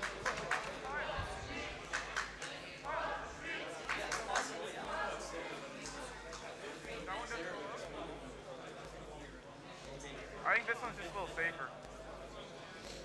I don't think any of the shots are pretty safe, but No. But there is a possibility to score 3. Your call, but I like this one. That would be great for the game and for Canada. Don't really want to give up another steal here. would you be happy leaving this shot, or would you try and come into the house in live 3? Well, coming into the house would have been a good call, but still, Norway's done a great job. They've left such a difficult shot for Calvert. Well, he's missed 2 big ones. Maybe he's due for making one. 3rd time's the charm. Yeah, we've said that a couple of times, and it's been true. Come on, Braden Calvert. You're on the broadcast here. Time to make the shot of the week. Yeah, for tie all the things up. family back home watching. Exactly. Not sure what time it is back home in Manitoba. Manitoba, Winnipeg, I guess, ish. Winnipeg-ish. 3:38 in the morning. If any family's watching, props to you. Good work. Just make it worth it here, Calvert. This is a really difficult shot, but if you can ever make it, it's going to be the hero of the day. Is he close with this one though? Looking really close. Oh, Has he made it? That's amazing. But it does roll out though, I think. But still for 2. That's a great shot by Braden Calvert. Have you seen that? We have it on tape. I am glad we do. That's a beauty. Wow. That's amazing. And the only upside for Norway is he was able to sweep the 3rd one out. But it's game on again. Yeah, definitely. That was so important to keep this game alive, and it could also be a really good mental boost. Canada's been struggling for the first half, and then just pull off a shot like that. Yeah, just that should really turn his confidence around here for Calvert after missing 2 big shots in the game. Had that tap for 3 in the 4th, and then flashed when he was trying to blank in 5th to give up steals on both ends. But now taking 2 with this amazing run back.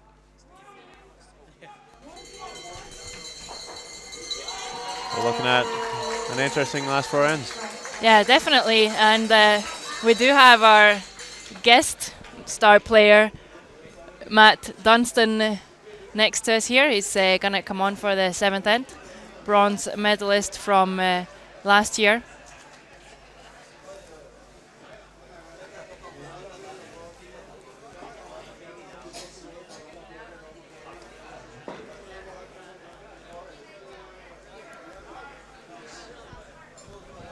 So welcome to the show, Matt Dunstan. Hi, Sarah. Thanks for having me. How are you? Good. How are you? Good, thank you. So you're on the bench here with this Canadian team. How's the week been so far? You know what? So far, it's been a struggle for everybody. Started out with Braden getting sick, and obviously just not a great record to start out with. But the guys are battling here after Braden's great shot. Yeah, really, really nice shot. And how important do you think that was for the game? Oh, game saver. When I was at the doctor's a couple minutes ago, I was getting updates on the game, and it wasn't looking too good. But I guess I'm a lucky charm. I got back just in time to see Braden's great run double. Yeah, so you actually got a medal in Sochi last year, your first attempt at the World Juniors. What has it been like since you came home? Has it been really important for your curling? Yeah, it has been. The experience of last year has really helped towards this year. Obviously, we didn't have the results we wanted this year back at home, but you know, it's given me more confidence as a curler each and every time I go out there. So it's definitely helped our experience last year. And do you think, like coming out of Canada, obviously everyone always talks about the Canadian teams. Do you think it gives you a different approach when you come into World Juniors? Oh, for sure. You know, you have that experience already just being in even a Manitoba Provincials and Canadian Juniors. It's already so tough just to win those, and just the experience from that, it definitely helps coming into an event like this. And how long have you known these guys that you're now the fifth man for? Well, the third Kyle Kurz, I've actually curled with him for about 5 or 6 years. At one point, he was my third, just way back when I was coming onto the competitive curling scene in Manitoba. I've known Brendan and Braden for a few years, and I've known Lucas also for a few years. I've never curled with any of those three, but I've just known them from curling against them.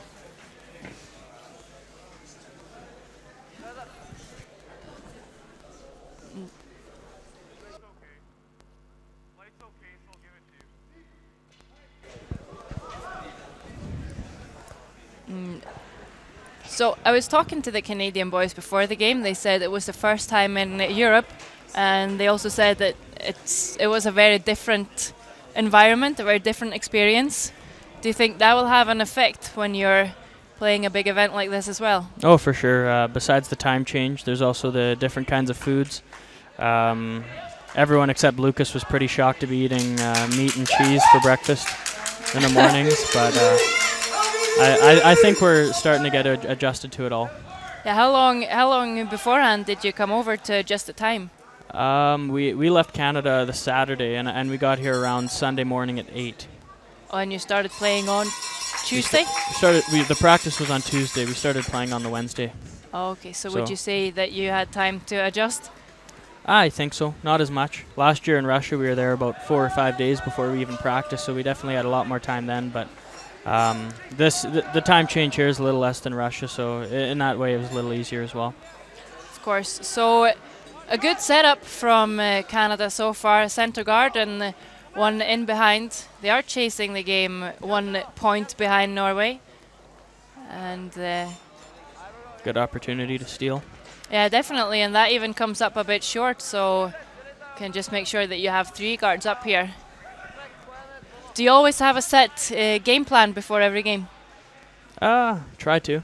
Depends who we're playing sometimes. So what did you talk about before you came on against Norway? In the pre-game meeting, well, we mostly just talked about what we had to do, because for the most part we were losing games on our own. We weren't making the shots. We had opportunities to win games and we just weren't making them. So we were just talking about what we could do personally. We know we could keep up with Norway even though they're at 5-0. We know if we play well, we have a good chance of beating them as well. So in the meeting, we just kind of talked about what we could do to control our own destiny in this game. Okay, and how do you think they're executing so far? Are they doing what you talked about? The last end and 2 rocks that I've been here, so far so good. Well, yeah, you really came on to see a great shot by Calvert. Yeah, from what I hear, the 2 ends that I missed, they weren't ideal. We kind of went back to how we were playing earlier in the week, but it's good. It's good to see that we've changed. It's a big thing for the guys out there is that they're having fun. Earlier in the week, they were little tense, and you could see they weren't really. Wow, great shot! Amazing shot by Ness. Sorry. You could see they weren't really having fun out there, so they just need to keep high intensity, high energy, lots of smiles. Just have fun out there and enjoy it all. Yeah, definitely, because, well, it's the first World Juniors, and even though you feel like of course you want to medal, it's still such a good experience, and as you said, you can take that experience home, and you've grown as a curler, and even moving on to seniors play. Men's.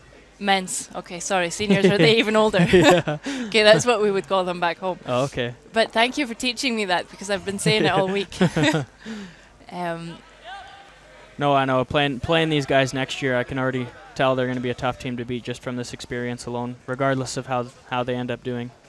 It's so important that they take that with them, but mind though, if they can squeeze out a win against Norway, I still think you're still in the run for the playoffs, am I right? Yep, backs are still against the wall, but we can't lose this one, and move down to 2 and 4, and we really need a lot of things to go our way as well as win the rest of our 3 games too. So we got to take care of this one first and then go from there. So how much of a different experience is it to actually be an alternate? Oh, it's you totally were skipping different. the team last year. It's a totally different experience. I don't mind watching, and it's great being here, seeing old faces from last year. That's the best part of it all, and just to be here again. But it's a totally different experience. The mindset going into the games is totally different. Earlier in the week when Braden was sick, we all thought I was going to end up skipping our second game against Sweden, but so for that warm up and stuff, I was actually involved. I was actually getting mentally prepared and everything like that, and pretty much as an alternate, I just kind of stand there and let them do their thing. Yeah. So what's important as an alternate, do you think? How do you give that support to the team? You know, at the beginning of the week, I could just tell them what to expect, being there before and everything like that. And during the games and stuff, I'll match rocks from the other teams. We are actually, today we're using the rocks that Norway had matched on the sheet a couple games before, so I've been keeping track of the rocks that every team's been using on every single sheet and what colors have been winning and stats like that. Well, if you back home were unsure what the alternate does, then I'm pretty sure we're all on the clear that it's, you know now. Yeah, and it's a really important job. Just knowing about the stones and about the ice gives you that extra confidence. And we're on to third stones. Skogvold on a hit and roll. Do you think we might be looking at another blank? Norway would love to get the hammer into the 8th end. It's over curling a little bit. Yeah, we'll even roll out. That guard is really high, but still if Canada can come around it, probably quite high in the house, they could maybe start going for a force at least, if not a steal. So how often do you play against these guys? This year we've only played against them 3 times, I believe. We played them once just in a junior event, just in rural Manitoba. And we played them twice in the provincials, and we beat them twice, and we happened to lose to them in the provincial final. Well, that happens. We picked a bad time to lose to them, but they deserved it. Well, that's nice of you, and you got to come. So no, it's the best thing that could have happened, considering that they beat us in our provincial final a couple months ago. So how was the Canadian final? For these guys? Yeah. Did you see any of it? No. You didn't see any of it? No, normally do, but it wasn't posted before I came. The first 3 ends, I guess you could say, you could ask them too. They knew they came out a little flat. But the New Brunswick skip was the team they were playing, Rene Como, and he had flashed an open hit against 4 in the 4th end, and he gave them a 4-point lead, and it was almost smooth sailing from there. The New Brunswick team kind of got closer as the game kept going, but Braden made a nice tap in the 8th end to go up 2, and they just ran him out of rocks in the 10th. And we are looking at the 7th end in the game between Norway and Canada. Canada played the draw around, but it's a bit deep, and Erik Mjoen is coming down with a freeze here. What would you play in this situation? I'd probably try to freeze. I'd probably be playing the out turn at this one, trying to freeze right to the back one. But if you put a top 4 here, you might still have a pretty good chance for 2. Yeah, mind again, the guard is really high. If they don't go for the freeze, it might be available for Canada to remove and stick around. Line looks really good. Maybe just a little late. Yeah, it does look really good. That's what the sweepers are for. Good opportunity for 2. Yeah, but it is peeking out just a tiny bit. Might be a possibility to tap it back and sit 2. We were talking earlier, Sander and me, about schoolbook curling, force the 1 and score your deuce. There you go. Could be what Braden Calvert has a chance of doing now. No force here would be ideal. Get them right back in the game. Yeah, final stone for Canada in the 7th end.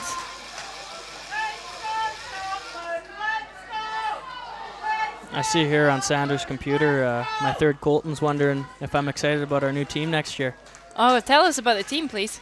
Well, I got Colton playing third again, which is awesome. In my mind, he's the greatest third, or the best third in Canada. Is he just asking so that you can Probably. boost him on the web he here? probably just wants me to boost his ego. He's probably at home watching this real happy right now. Well, he deserves it. Yeah. I got a new second. His name's Kyle Deering. He's been a skip in Manitoba. He was at a Canadian Juniors in 2012 where they got third. He's a great player. It'll be different for him sweeping and playing seconds rocks, but he's got enough talent where I think he'll be able to adjust for it. And also our lead, Robbie Gordon. He's been around Manitoba curling for a while, and he's the ideal kind of guy you'd want to play lead. And in my mind, the best sweeper in the province, and he's really good at judging weight, and he gets ends set up. So I'm really excited, and I think this team has a lot of potential. Well, it sounds like a really, really good team for you next season. Then, what will be your goals? Obviously, to be playing here right now. That's what we're working towards, but we got to take it one step at a time. We got to get team chemistry working and everything like that, and hopefully everything sorts itself out and we could find ourselves at the World Juniors next year.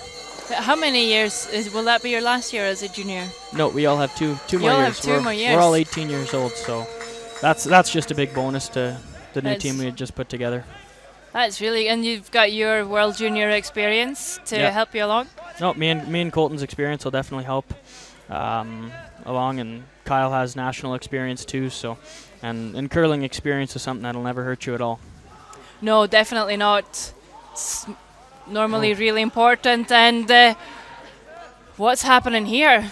It's steal it too. Oh dear. Norway's been in the driver's seat for so long, and then Calvert made that amazing run back. Erik Mjøen comes up short, and Canada with a steal of 2, and they will lead the game 4-3. What do you think about that? Look what happens when I show up to the game. Wow. You really are a lucky charm. Yeah. Wow, well, total change. A major change. And thank you so much, Matt, for joining us for an end. Thank you very much for having me. Of course. And well, the 8th end about to start, and the complete turnaround.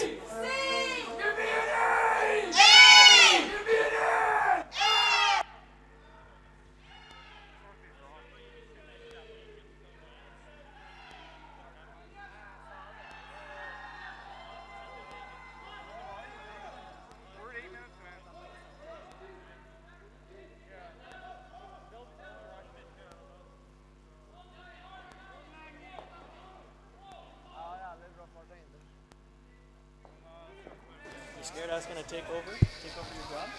You're a lucky charmer, probably.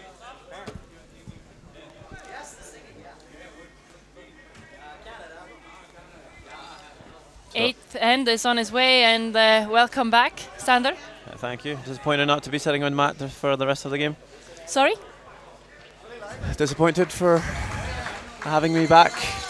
I would never be disappointed to have you back. Matt is a really great guy. Scored a medal last year and doing a very good job as an alternate this year. But you're always my first choice. Perfect. Well, he seemed to be a lucky charm for the Canadians. Definitely did not see that miss coming from Mjøen. Well, a good thing for Norway is that they now have Hammer in the 8th end. I don't think this was what they wanted. Yeah, a big turnaround, and I think we're going to see a few interesting ends now. It's pretty much tied up here with the last on advantage. So I think Norway's going to look to score 2. Certainly that's why they put the corner guard up. Yeah, getting those in the 8th end is always huge. Even the scoring wouldn't be bad. It would take the game to a tied score. And if they could force and score 2 in the 10th. But it's got to be a big mental boost for Canada. I mean, they were down 3-0 and now they're up 4-3. Did you find out anything interesting while you were gone? Watching the game or looking around the arena? Yeah. I saw that the Norway bench just got a Tim Hortons brown bag full of 150 different pins from the Canadians. Yeah, they do have a lot of pins, those Canadians. Yeah, different ones though. Usually you get maybe 5 Canadian Curling Association pins when you play Canada. I just gave them a whole collection. I think they have to start collecting now. Are you gonna? But you're already behind. If you start collecting. Well, I don't have that many pins. Or are you just gonna ask the Norway boys to give you some? I don't think so. I don't want to be one of those pin crazy people.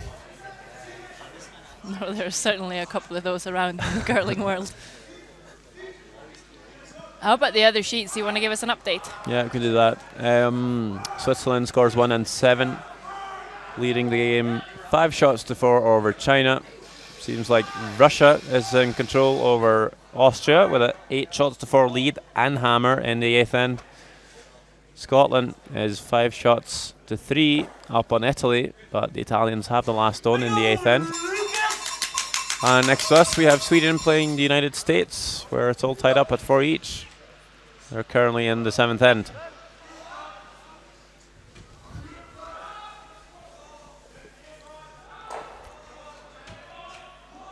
One corner guard in play. Norway want to hit and roll in off the wide yellow.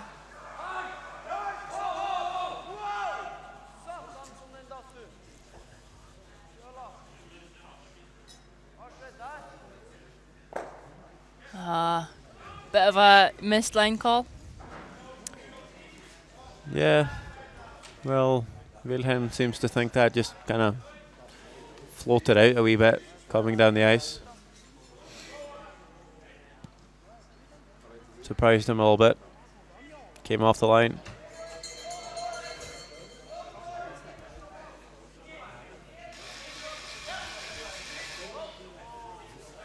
And the big whoa from Calvert.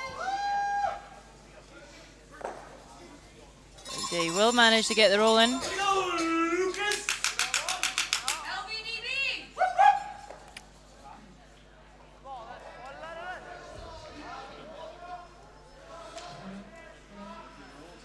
Don't know why they don't maybe play the hit and roll off the shot stone here. No, they certainly could. Clears the 4-foot open, and it's a little bit easier. Gets deeper in behind the corner guard as well. But does just nudge in for shot stone. And if Canada wants to hit this one, they're going to be outside the rings. And I think Calvert knows that because he's lining up the run back here, the double.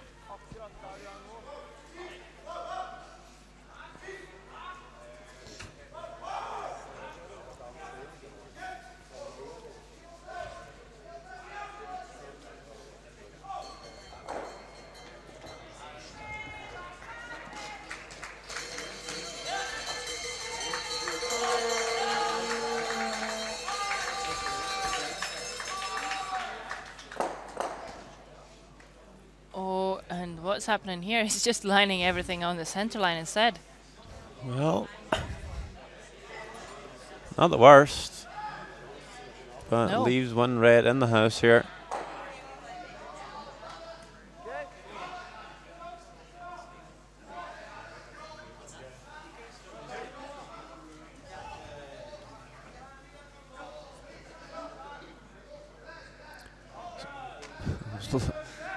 looking to draw the wing first here. I think that would be a bit of an aggressive call. But we're going to come after the red here. But this is pretty difficult. It's on the straight spot. They might have to bring their weight down here and maybe focus on just tapping the yellow back, maybe sputting the reds a little bit. Yeah, you don't have to remove the yellow. It's very easy down this straight spot to overthrow it and then just click off the red and roll out. It's not the option. Wants to lie 2 here. It's hanging out there. Getting closer. Needs the curl to grab a piece. And they will. So that's a good shot. And he's lined up a run here on the left-hand side. I think that's a good result. Yeah, it is. It's the yellow one still right on the button, but now 2 stones. 2 red ones lying around. Yeah, and make this hit, you leave a double. Yeah, might even be better to roll all the way out.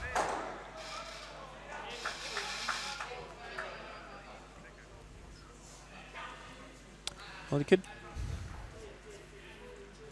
maybe roll towards the center line, but it's kind of hard to roll on top of it, I guess.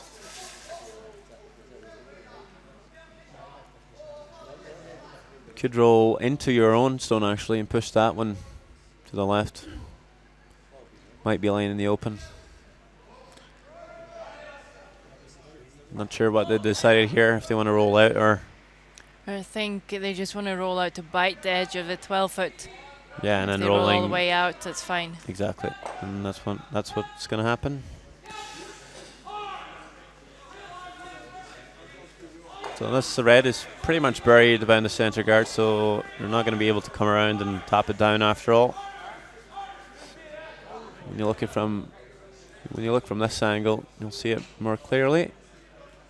So just going to play the freeze here.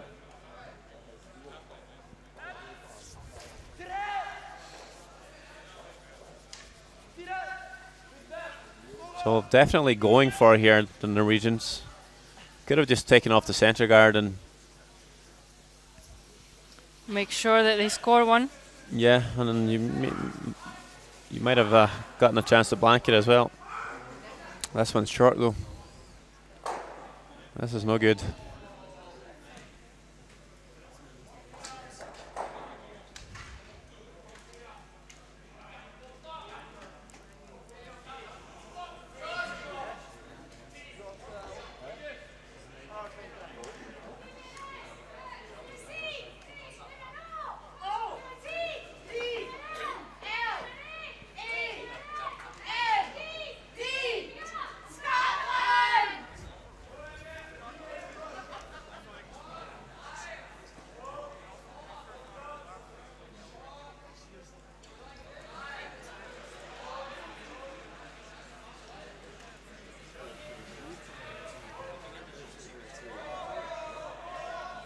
Want to make sure that Norway can't make use and run in this red.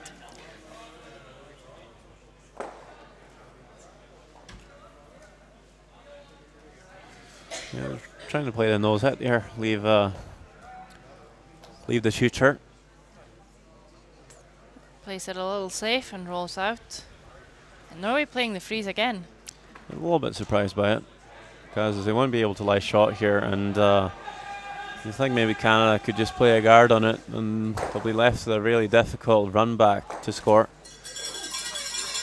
I think you take the guard off here. Canada might guard, but that's going to be a risky call. If the guard's not there, it's a short run for 2, so you might see them play the hit. And when you play the hit, you don't want to jam it. You may be a little safe. You might roll out and leave a blank.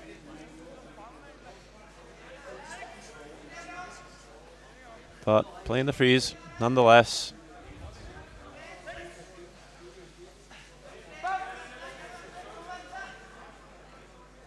It's hanging out there. Don't want to leave a hit and roll in for Canada to lie 2, and I think they have. Yeah, they have. You do need to make this roll in order not to leave a double, though. Yep. Kind of the same situation as the last one, although I was a lot further out in the wing.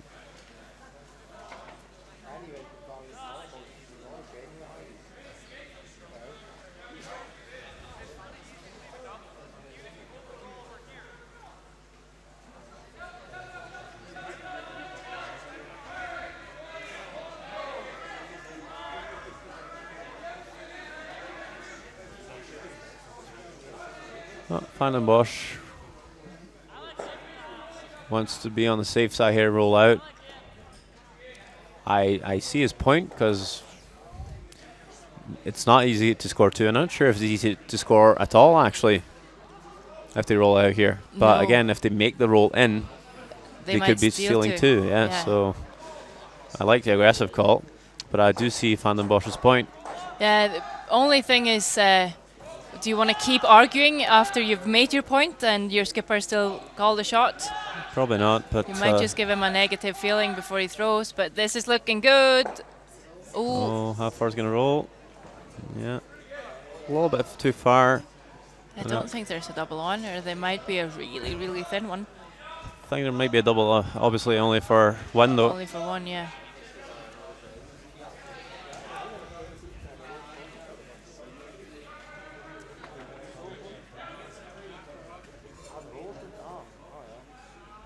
It's thin though.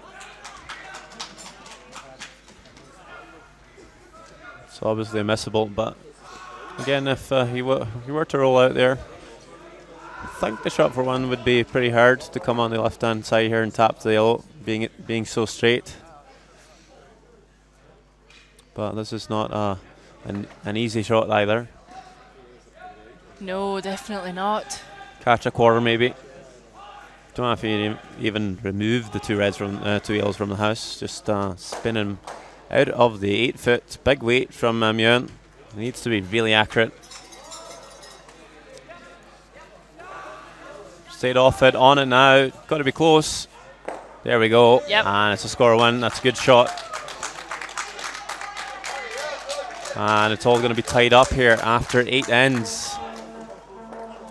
Couldn't ask for a more exciting game, really. Nope, thought it was going to be over until Braden Calvert made that amazing angled run back for 2 in the 6th, and missed draw by Norway in the 7th. Steal of 2. And now a force on Norway. Tied up. Yeah, in Canada, it's must have been such a mental boost for them when Calvert made that run back. 'Cause they're now, like in that end, they really put pressure on Norway. And if he had rolled just a bit shorter with his last, Could have stolen 2 more. it could have been another steal of 2. Well, remember, Norway at 5 wins, no losses. If they win here, so they're probably guaranteed a spot in the playoffs. And a must win for Canada, who's pretty much out of it if they lose this. Yep, Norway and Italy ended at 5 and 4 last year, and didn't make the playoffs. Didn't get a tiebreaker even. So you really should aim for 6 wins to make sure you're in the playoffs. And now we're going to see Norway put up the centre guard. Obviously, doesn't want Canada to blank the end, keep last on advantage coming into the 10th end. So probably going to force Canada to take a 1 here. Retain hammer, or get hammer back. Try and score 2 for the win and 10. Yeah, and that means that the Canadian team, they would love to score 2. They wouldn't mind the blank. Come around.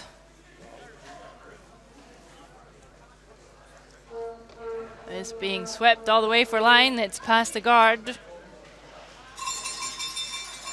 And we'll slip back at the tee line.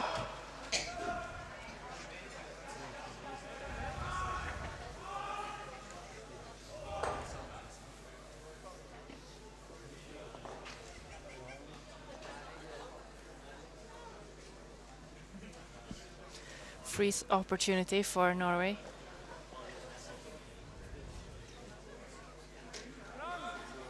But if it comes down to it, would you rather take one or give up a steal of one? Yeah, that's a toughie. Percentage-wise, you take one.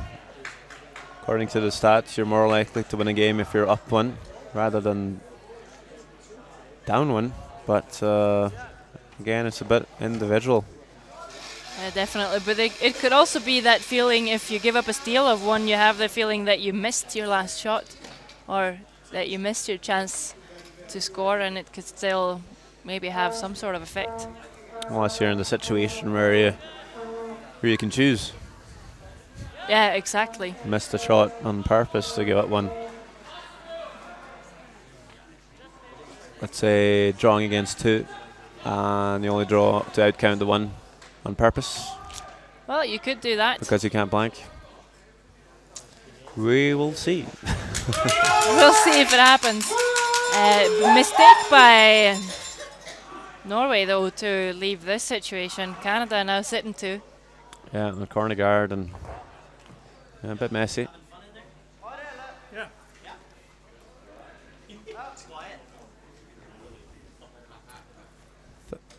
Pointing at the back line here, I certainly think they should try and kick this yellow out of the house. Don't want to leave too many.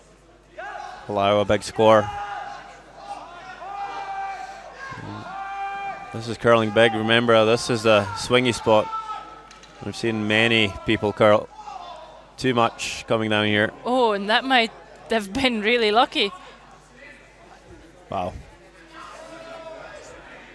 But I'm not sure if you pushed the yellow one all the way out, though.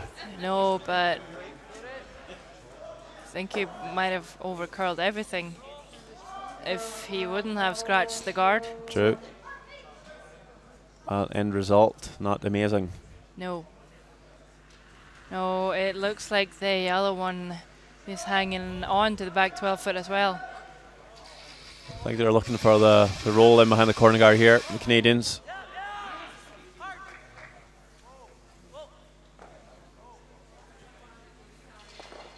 It's not going to make it. No, sits in the open, but 3 yellows in the rings. Yeah, leaves a hit and roll back here for Norway. Could have put some real pressure on him with that roll in behind the corner. Yeah, but Norway will have their own yellow to the right. Well, Canada will have their own yellow to the right hand side. They could maybe make a play on it if Norway gets the roll.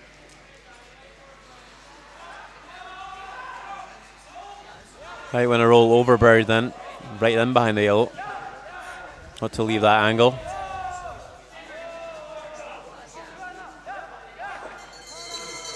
Maybe overcompensated that one a bit.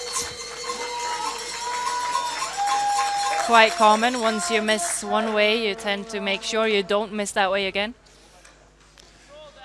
The junior mistake. Says the 23-year-old Sander Rövok. You're very wise for your age. Oh, yes. Probably the first person to ever say that, but why not? Van den Bosch. We'll try again. Not sure if there's a lot of room to make the roll underneath the corner now, though. Wilhelm Ness actually did nudge a bit towards the corner. Maybe they roll the other way. They will. It's going to be behind the tee. So sweeping that one just to make sure that Norway can use it as backing. And now Norway can't really care about the yellows in the rings anymore. They just need to place one good one in there and try and force the mistake from Canada. Yeah, could play a run double or something, but if you miss it, then you're finished. You got to keep a center guard here, and I guess you just have to play with some risk here. 4 stones left, though. To make 4 good draws, you're gonna 4 chances to force a mistake from Canada. This one's hanging wide, not curling enough. Weight was good.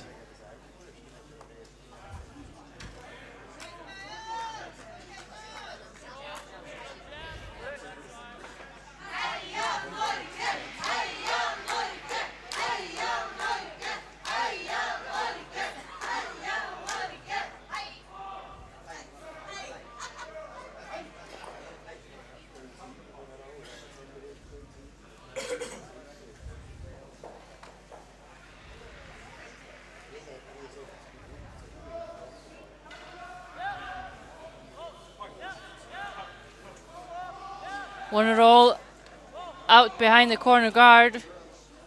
Not too worried about the jam. Played it with quite a lot of weight, but will stick around. Still 3 stones in the rings with big separation for Canada.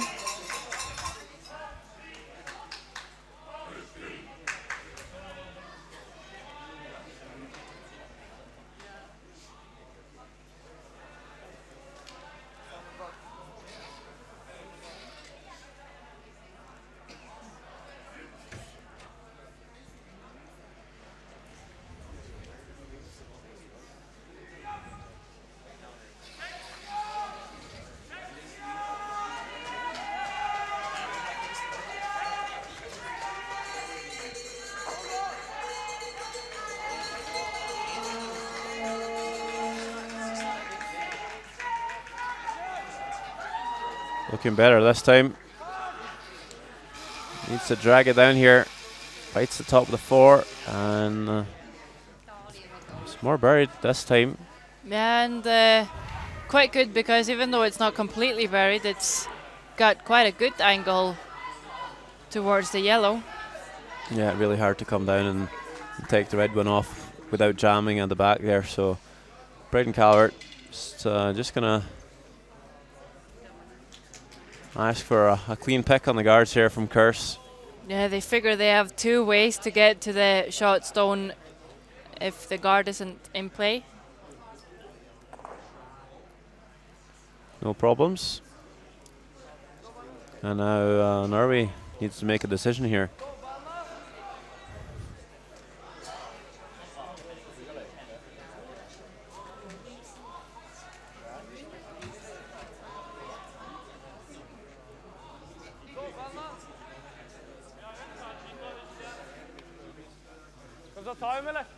Okay.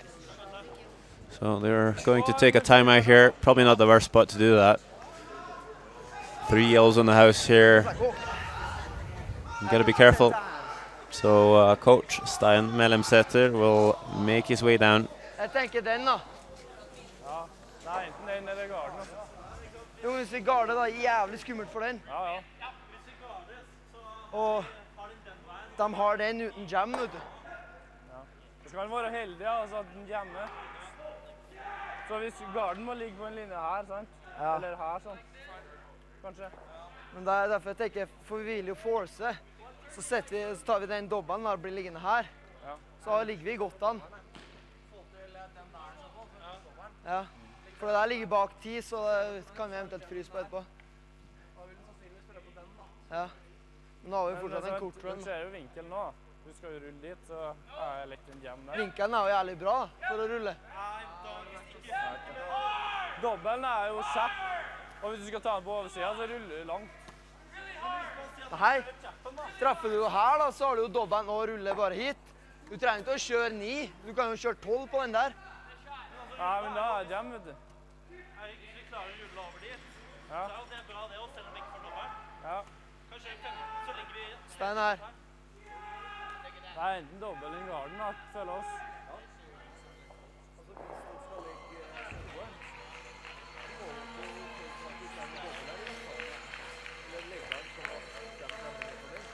Ja, det er her som cirka må dekke mest på en reide. Men hva føler du? Den eller dobbelen?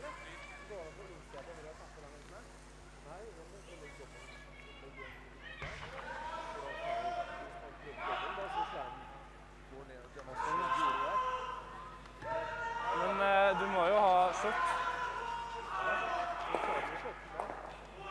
Der, ja.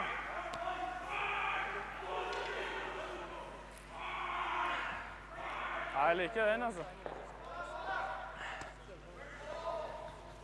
Og så må han bære inn den, da.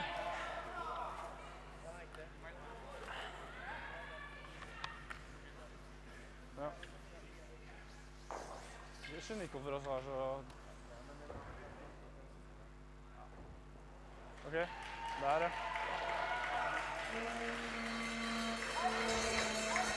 So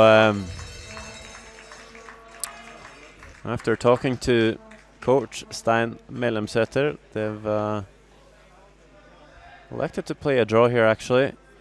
We were looking at either guarding the red or playing the double on the yellows. Now, well, some might say second shot is the best guard, but some might say that. I know that you say that. well, in certain situations, I'm not quite sure I like this call though. This seems a bit risky. It's kind of all or nothing for Norway now. They do want to force, but they're leaving a lot of yellows around. Really needs to make this good. Can't leave a double. Needs to leave a tough angle. Needs it further down. No. That's going to be pretty straightforward double, really.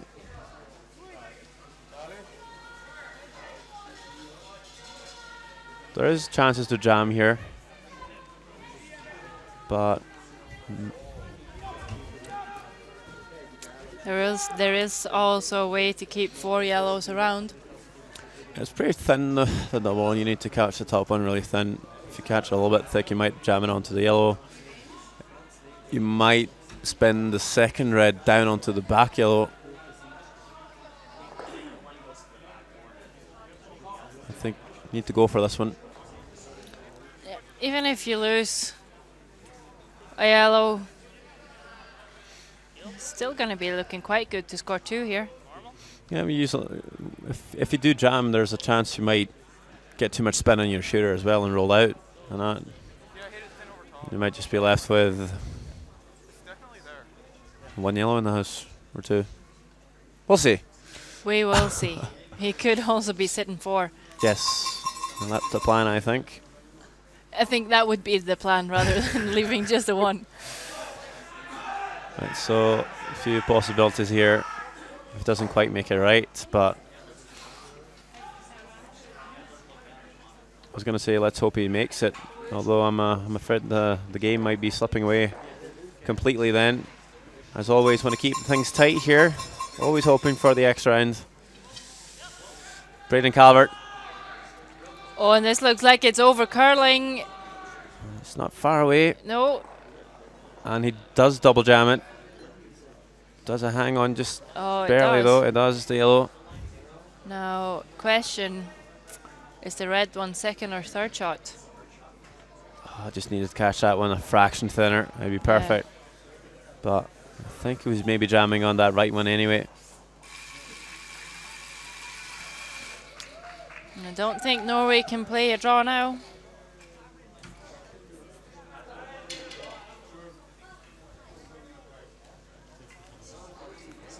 Looking for the hit and roll in behind the corner guard. Oh, it's a big shot here. If he would ever jam this one, it could be really ugly. Needs to come to the inside, as we see Canada is lying to. Trying to make this roll now to force Canada to take a 1. Some big pressure on Eirik Mjøen. He made a really nice roll in the 4th end. When Canada was lying 3, messed up though. Gave Braden Calvert a chance to score 3 anyway, but he missed that again. This time, looking for the roll, can't make it. It goes the other way. Avoids the jam. Just barely, I think. Just ticks off it. And well, I wonder if he got away with it. Yeah, it's not a shot for 3 anymore, but it will be a shot for 2.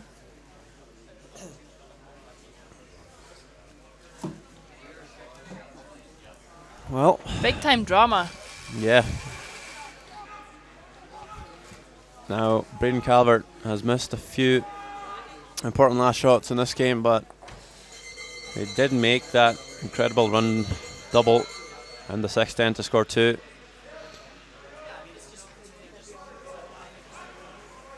Let's see what he can do here. Remember, it's a bit of a curly spot. A lot of players has over curled right here on the center line. Sounding really close. Yeah, looking really close as well. I think Off is there. it there. And that's going to be 2 for Canada. And they now have a 2-point lead before the 10th end. I'm still a bit shocked by the turnaround in this game.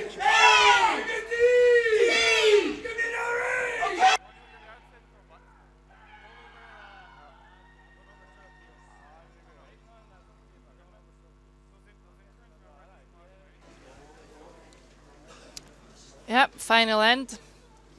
About to start, unless, of course, Norway scores 2 and forces this to an extra. Filled of excitement so far. So I'm guessing for another good end. In the game between Sweden and USA, it's all tied up at 5 each before the 9th end, where Sweden has last stone.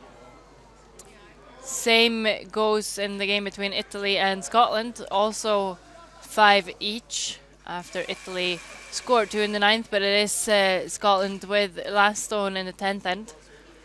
Russia beat Austria 9-4, and Switzerland has a 2-point lead on China, 6-4 there. China with hammer in the 9th end.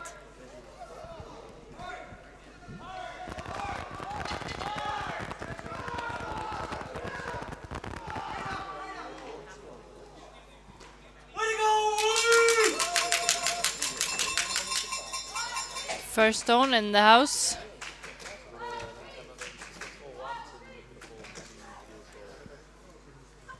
Norway gonna need to put up the corner guard.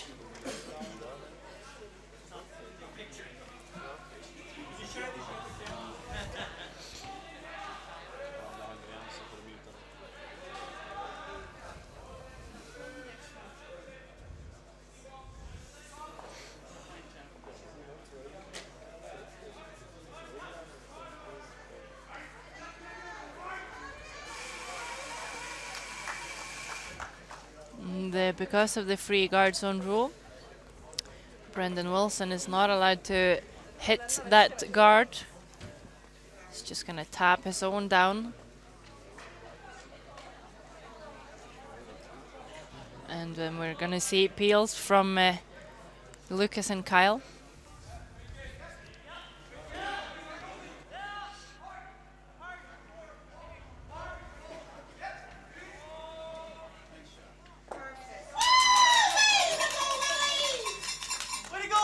Really nice line, actually even taps it a bit too far.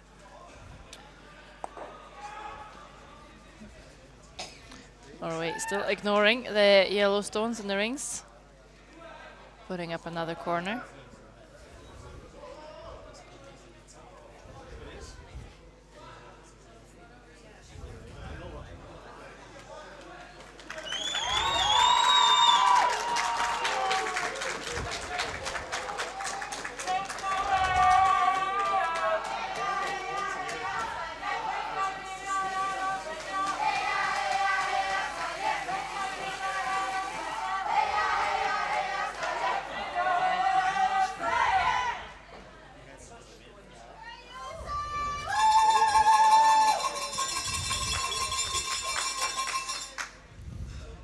Those corners are very even, nicely placed. Means that there's no double on. And Lucas van den Bosch just getting rid of one here. Want to roll off himself, don't really want to leave another guard there. Won't make it all the way out. Sits as a wide corner guard.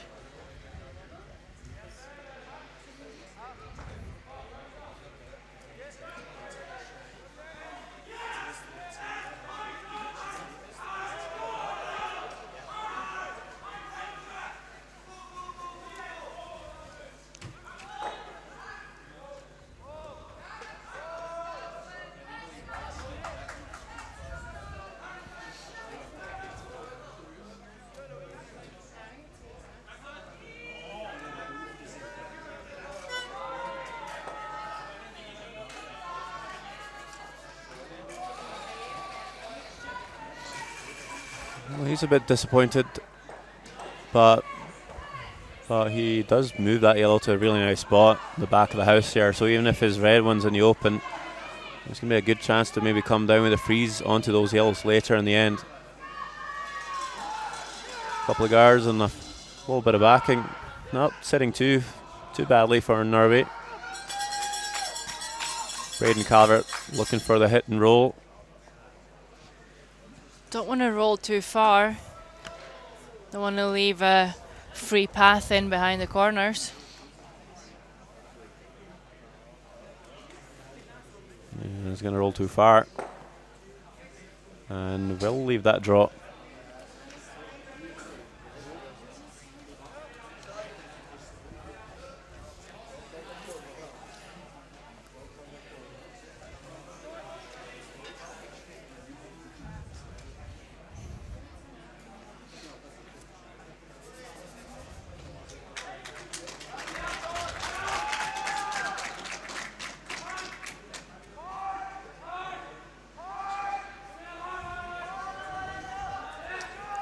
Oh, they need to get it past the corner though. Need a good one here. And sweepers are called off, so they're by. Yeah, super line. Bites the forefoot. That's really nice. Yeah, great shot by Ness. Nice by Ness. Nice by Ness.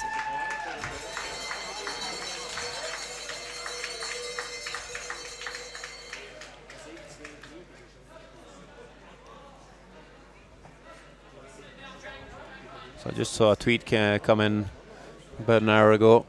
It's Braden's older brother, Trevor, said it was before that run back came, he was going to go to bed, giving up on the game.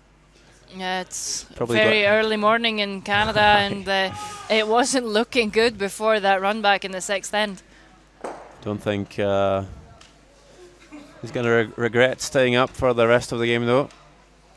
Nope, it's certainly exciting by now. And that yellow one is pushed back a little. I'm not sure who's sitting short now.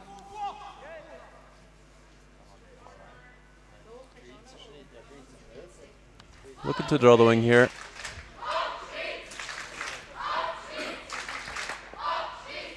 Could maybe even guard the red one here. Probably think Canada would pick the guard off, and you can make this move a little bit later.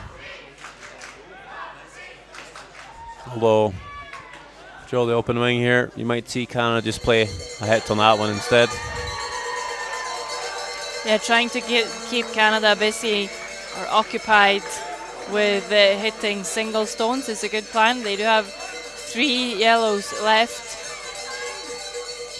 Got to make sure not to leave a double here. Well, that angle's going to be pretty steep, although it does end up as fourth shot. You'd imagine there will be a double on the yellows at some point, so there is a chance for Norway to bring that red stone into play.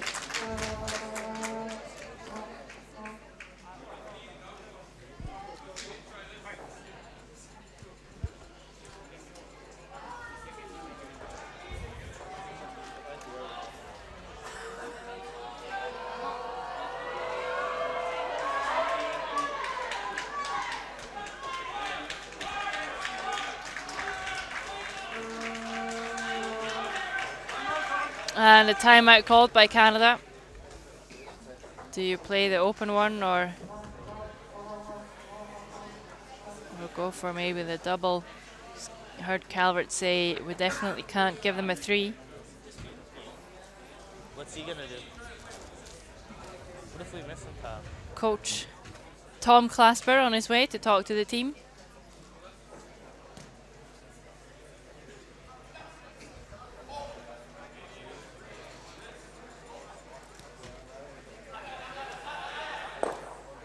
You like it, Tom? I'd rather you do it this way. It's easier. It's easier this way.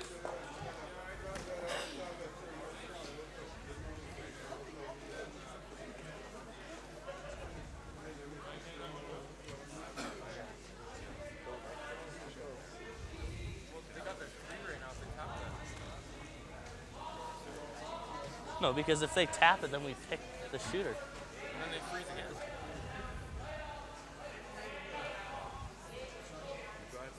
If we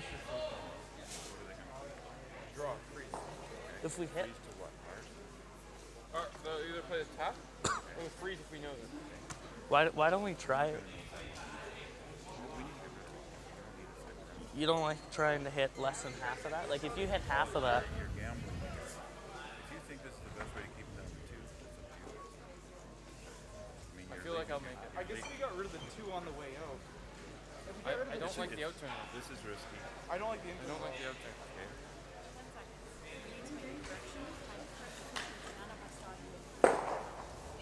Okay. Okay. We're not playing it.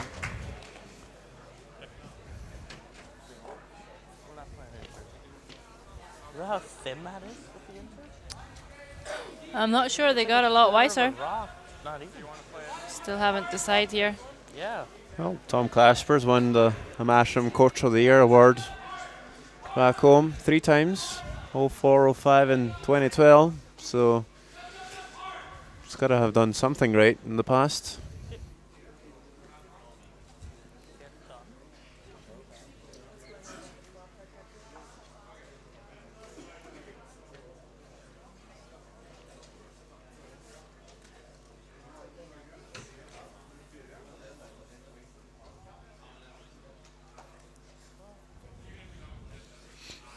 It would really suck to jam it right here. Yeah, I think you better throw it hard.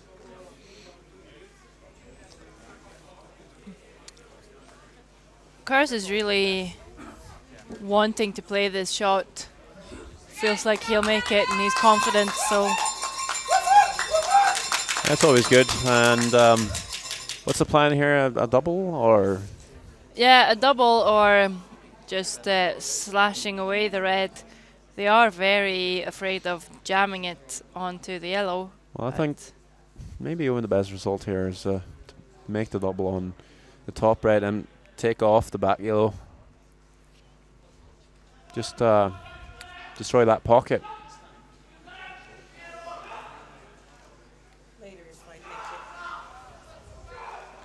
Well, here we go. Big weight, big push. This is really coming down. There's the accuracy there, though. No. That's not the first time you've seen the big weights being missed. No. And they were just talking about that for such a long time, talking about how they had to avoid the jam, and you gotta wonder what he was thinking in the hack.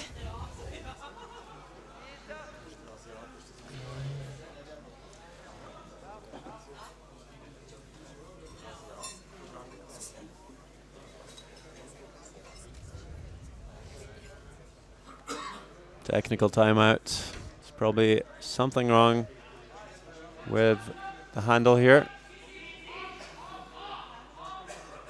The handle's not working. It's not blinking.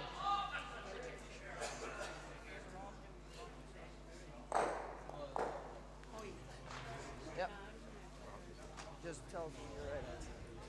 Okay, so handle's not working, which means the umpire is going to do a manual check probably if he releases it before the hog line.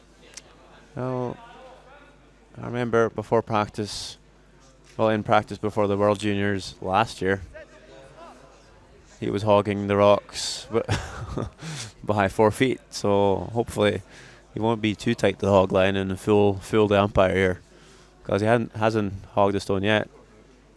No, it's been fine so far, and that certainly is fine as well. Just wonder if that's messed with his head although. Yeah, it's kind of see the Canadian team might have lost their rhythm with that long timeout in discussion. Yeah. Oh, and they left it too long. It's hard to make a shot though after a technical timeout like that, and then you know the umpire's watching the hog line, and it's tough to avoid only thinking about I need to release this before the hog line, Yeah. or else the stone's going to be taken off. Yeah, but it looked real good for a long while though. It's just curling in the end. Yeah, it was touch heavy, wasn't it? So they didn't want to sweep it. It didn't end up in the worst spot. But No, they do have 3 stones lying around. If they could score 3, they would even win the game. That would be huge. yeah, it leaves a double here, but You know, I think Norway's going to be happy if they score 2 here and get the extra. Again, though, all pressure on Braden Calvert. Made a good one in the 9th to score 2. This one's hanging out a little bit. Maybe do the double the other way. Oh, super thin, and that's a really nice line call by Kurtz. Saw that early. Yeah, absolutely saved them there. Got to hand it to Kurtz. So easy to just wait for the curl, but it's good to see him make a decision. It's really ballsy too, knowing how thin that hit was. So good reaction from the vice skip, and Norway lying one here. Just going to split the rings. Seems like they're stressing a little bit because of their time. Have a minute left here. Just wants this right behind the tee line. Don't want to leave a double, or the game's pretty much over. If you put this in the perfect spot, they're pretty much going to score 2 either way. It's looking really good. Or have they swept it a bit too deep? I don't know. It needs to outcount the yellow for sure. I don't think it is. But Canada will probably play a hit on the shots thrown here anyway, and they're going to make sure not to leave a double.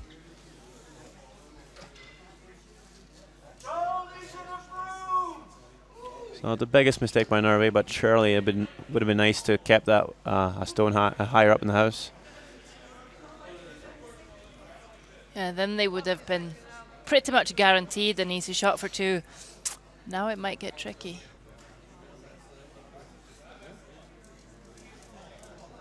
I think either you roll on top or you only roll frozen, or you do what they were looking at, maybe rolling just a stone to the right. It's going to leave a really tough double. Not sure how thin you can hit this red one without moving your yellow. Best thing was just to roll far and have a lot of space between them with a flat line. But I just wonder if you catch this like half, you might even nudge your yellow. See where this ends up.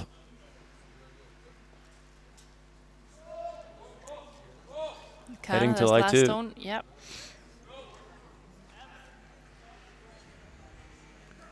Oh.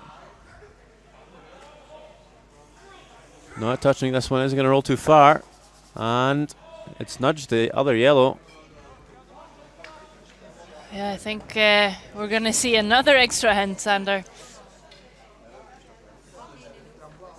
Important to take his time here, Eirik Mjøen. 40 seconds left on the clock. He only has to kick out the hack pretty much, or the stone has to cross the tee line, so he's got plenty of time here. And usually the sweepers would have let him know, but he's not taking a lot of time here. Last stone, 10th end. Calling this a bit heavy. He needs to curl. I think Can't touch it. Looks pretty good. Just can't roll off. I think it's too high. And it will roll too far, and that's a win for Canada. First team to be able to beat this Norwegian team. And it's going to be a cliffhanger the rest of the week for Canada. Already at 3 losses. They moved to 3-3 with this win.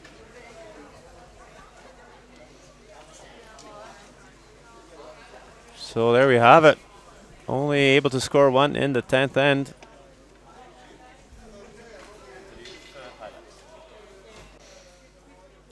So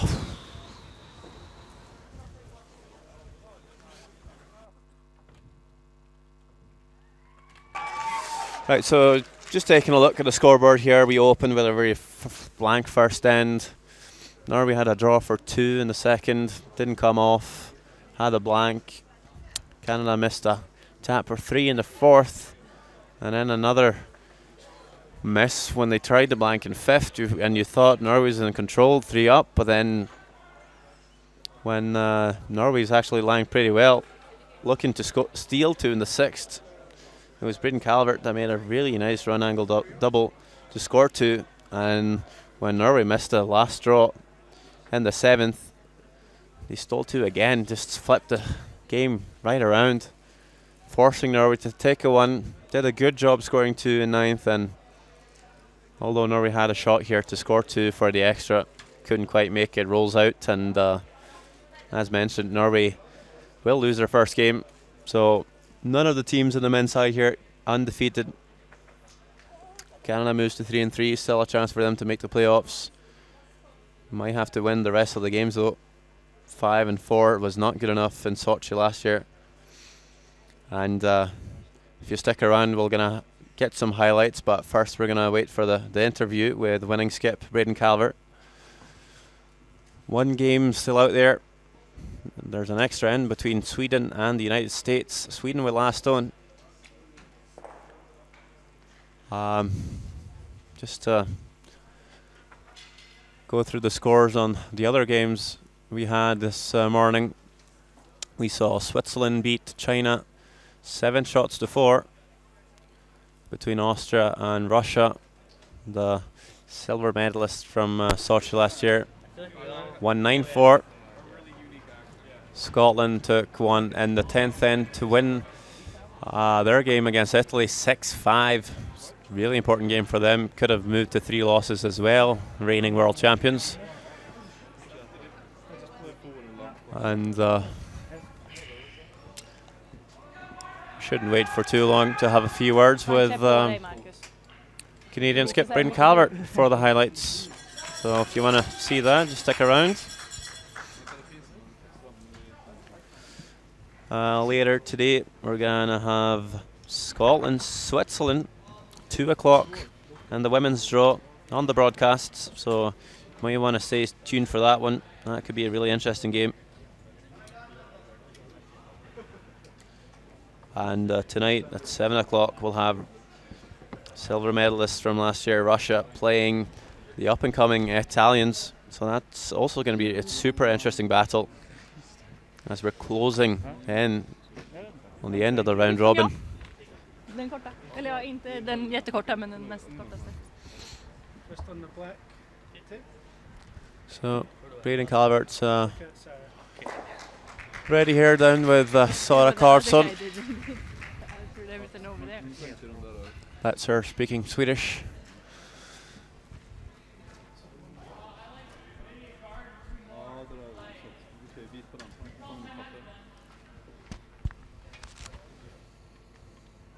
This is a bit rude.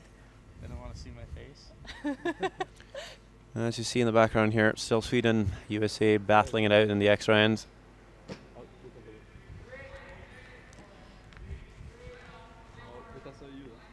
Då testar vi ljudet nu. Hur låter det här? 1, 2, 3. Vad är det Marcus brukar säga? 1, 2, 3 hela tiden bara.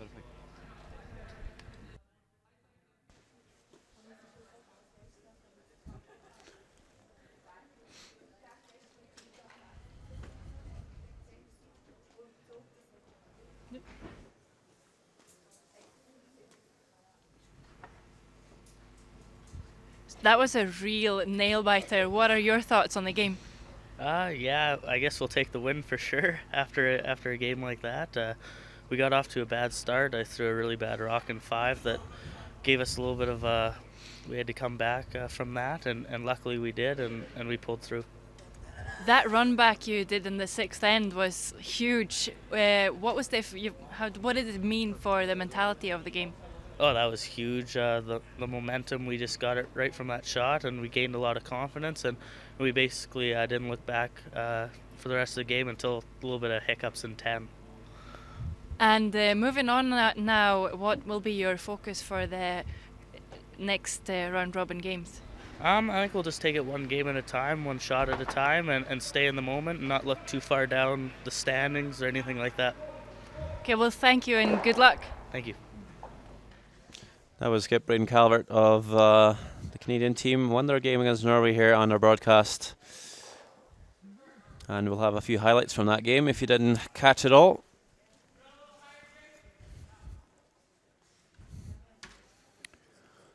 First end was blanked. In the second there we had a pretty easy draw for 2, but skip Eirik Mutant comes up heavy, sweepers backing off it, and it slides all the way to the back of the 12. Only a score of 1 for Norway. Third end was blanked as well. We skip ahead to the fourth. Really interesting end where Braden Calvert ends up with a tap for 3. Just a soft weight on his out turn, but it never curls and it goes straight by the red. That's another point for Norway. And they're 2 points up on Canada after 3 ends. 4 ends. In the fifth, Canada just looking to blank the end. Braden Calvert again, this time with his end turn. Again, not curling enough and goes straight by. It's another steal for Norway as they lead the game 3-0 after 5. In the sixth end, really facing trouble again, the Canadians. Norway lying to left this shot for Braden Calvert, which he pulls off. Amazing shot, run double. Just unlucky not to stick the third one for 3, but 2 is good enough for Canada, and they're straight back in the game.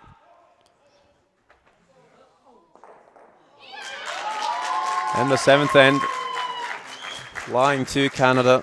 Should be a pretty easy draw for Eirik Muant, but in contrast to his heavy draw in the second, he comes up short here and actually gives up a steal of 2 for Canada, and all of a sudden the Canadians lead the game 4 shots to 3.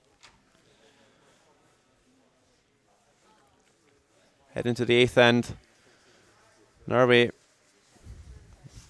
under a little bit of pressure, looking for a double here to pick up 1.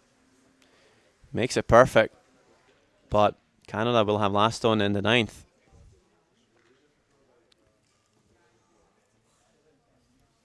In the ninth end, Norway at risk of giving up a big end, but in the end only leaves this shot for 2. But it is a big score too, as Braden Calvert sticks around. Will come into the 10th end with a 2-point lead.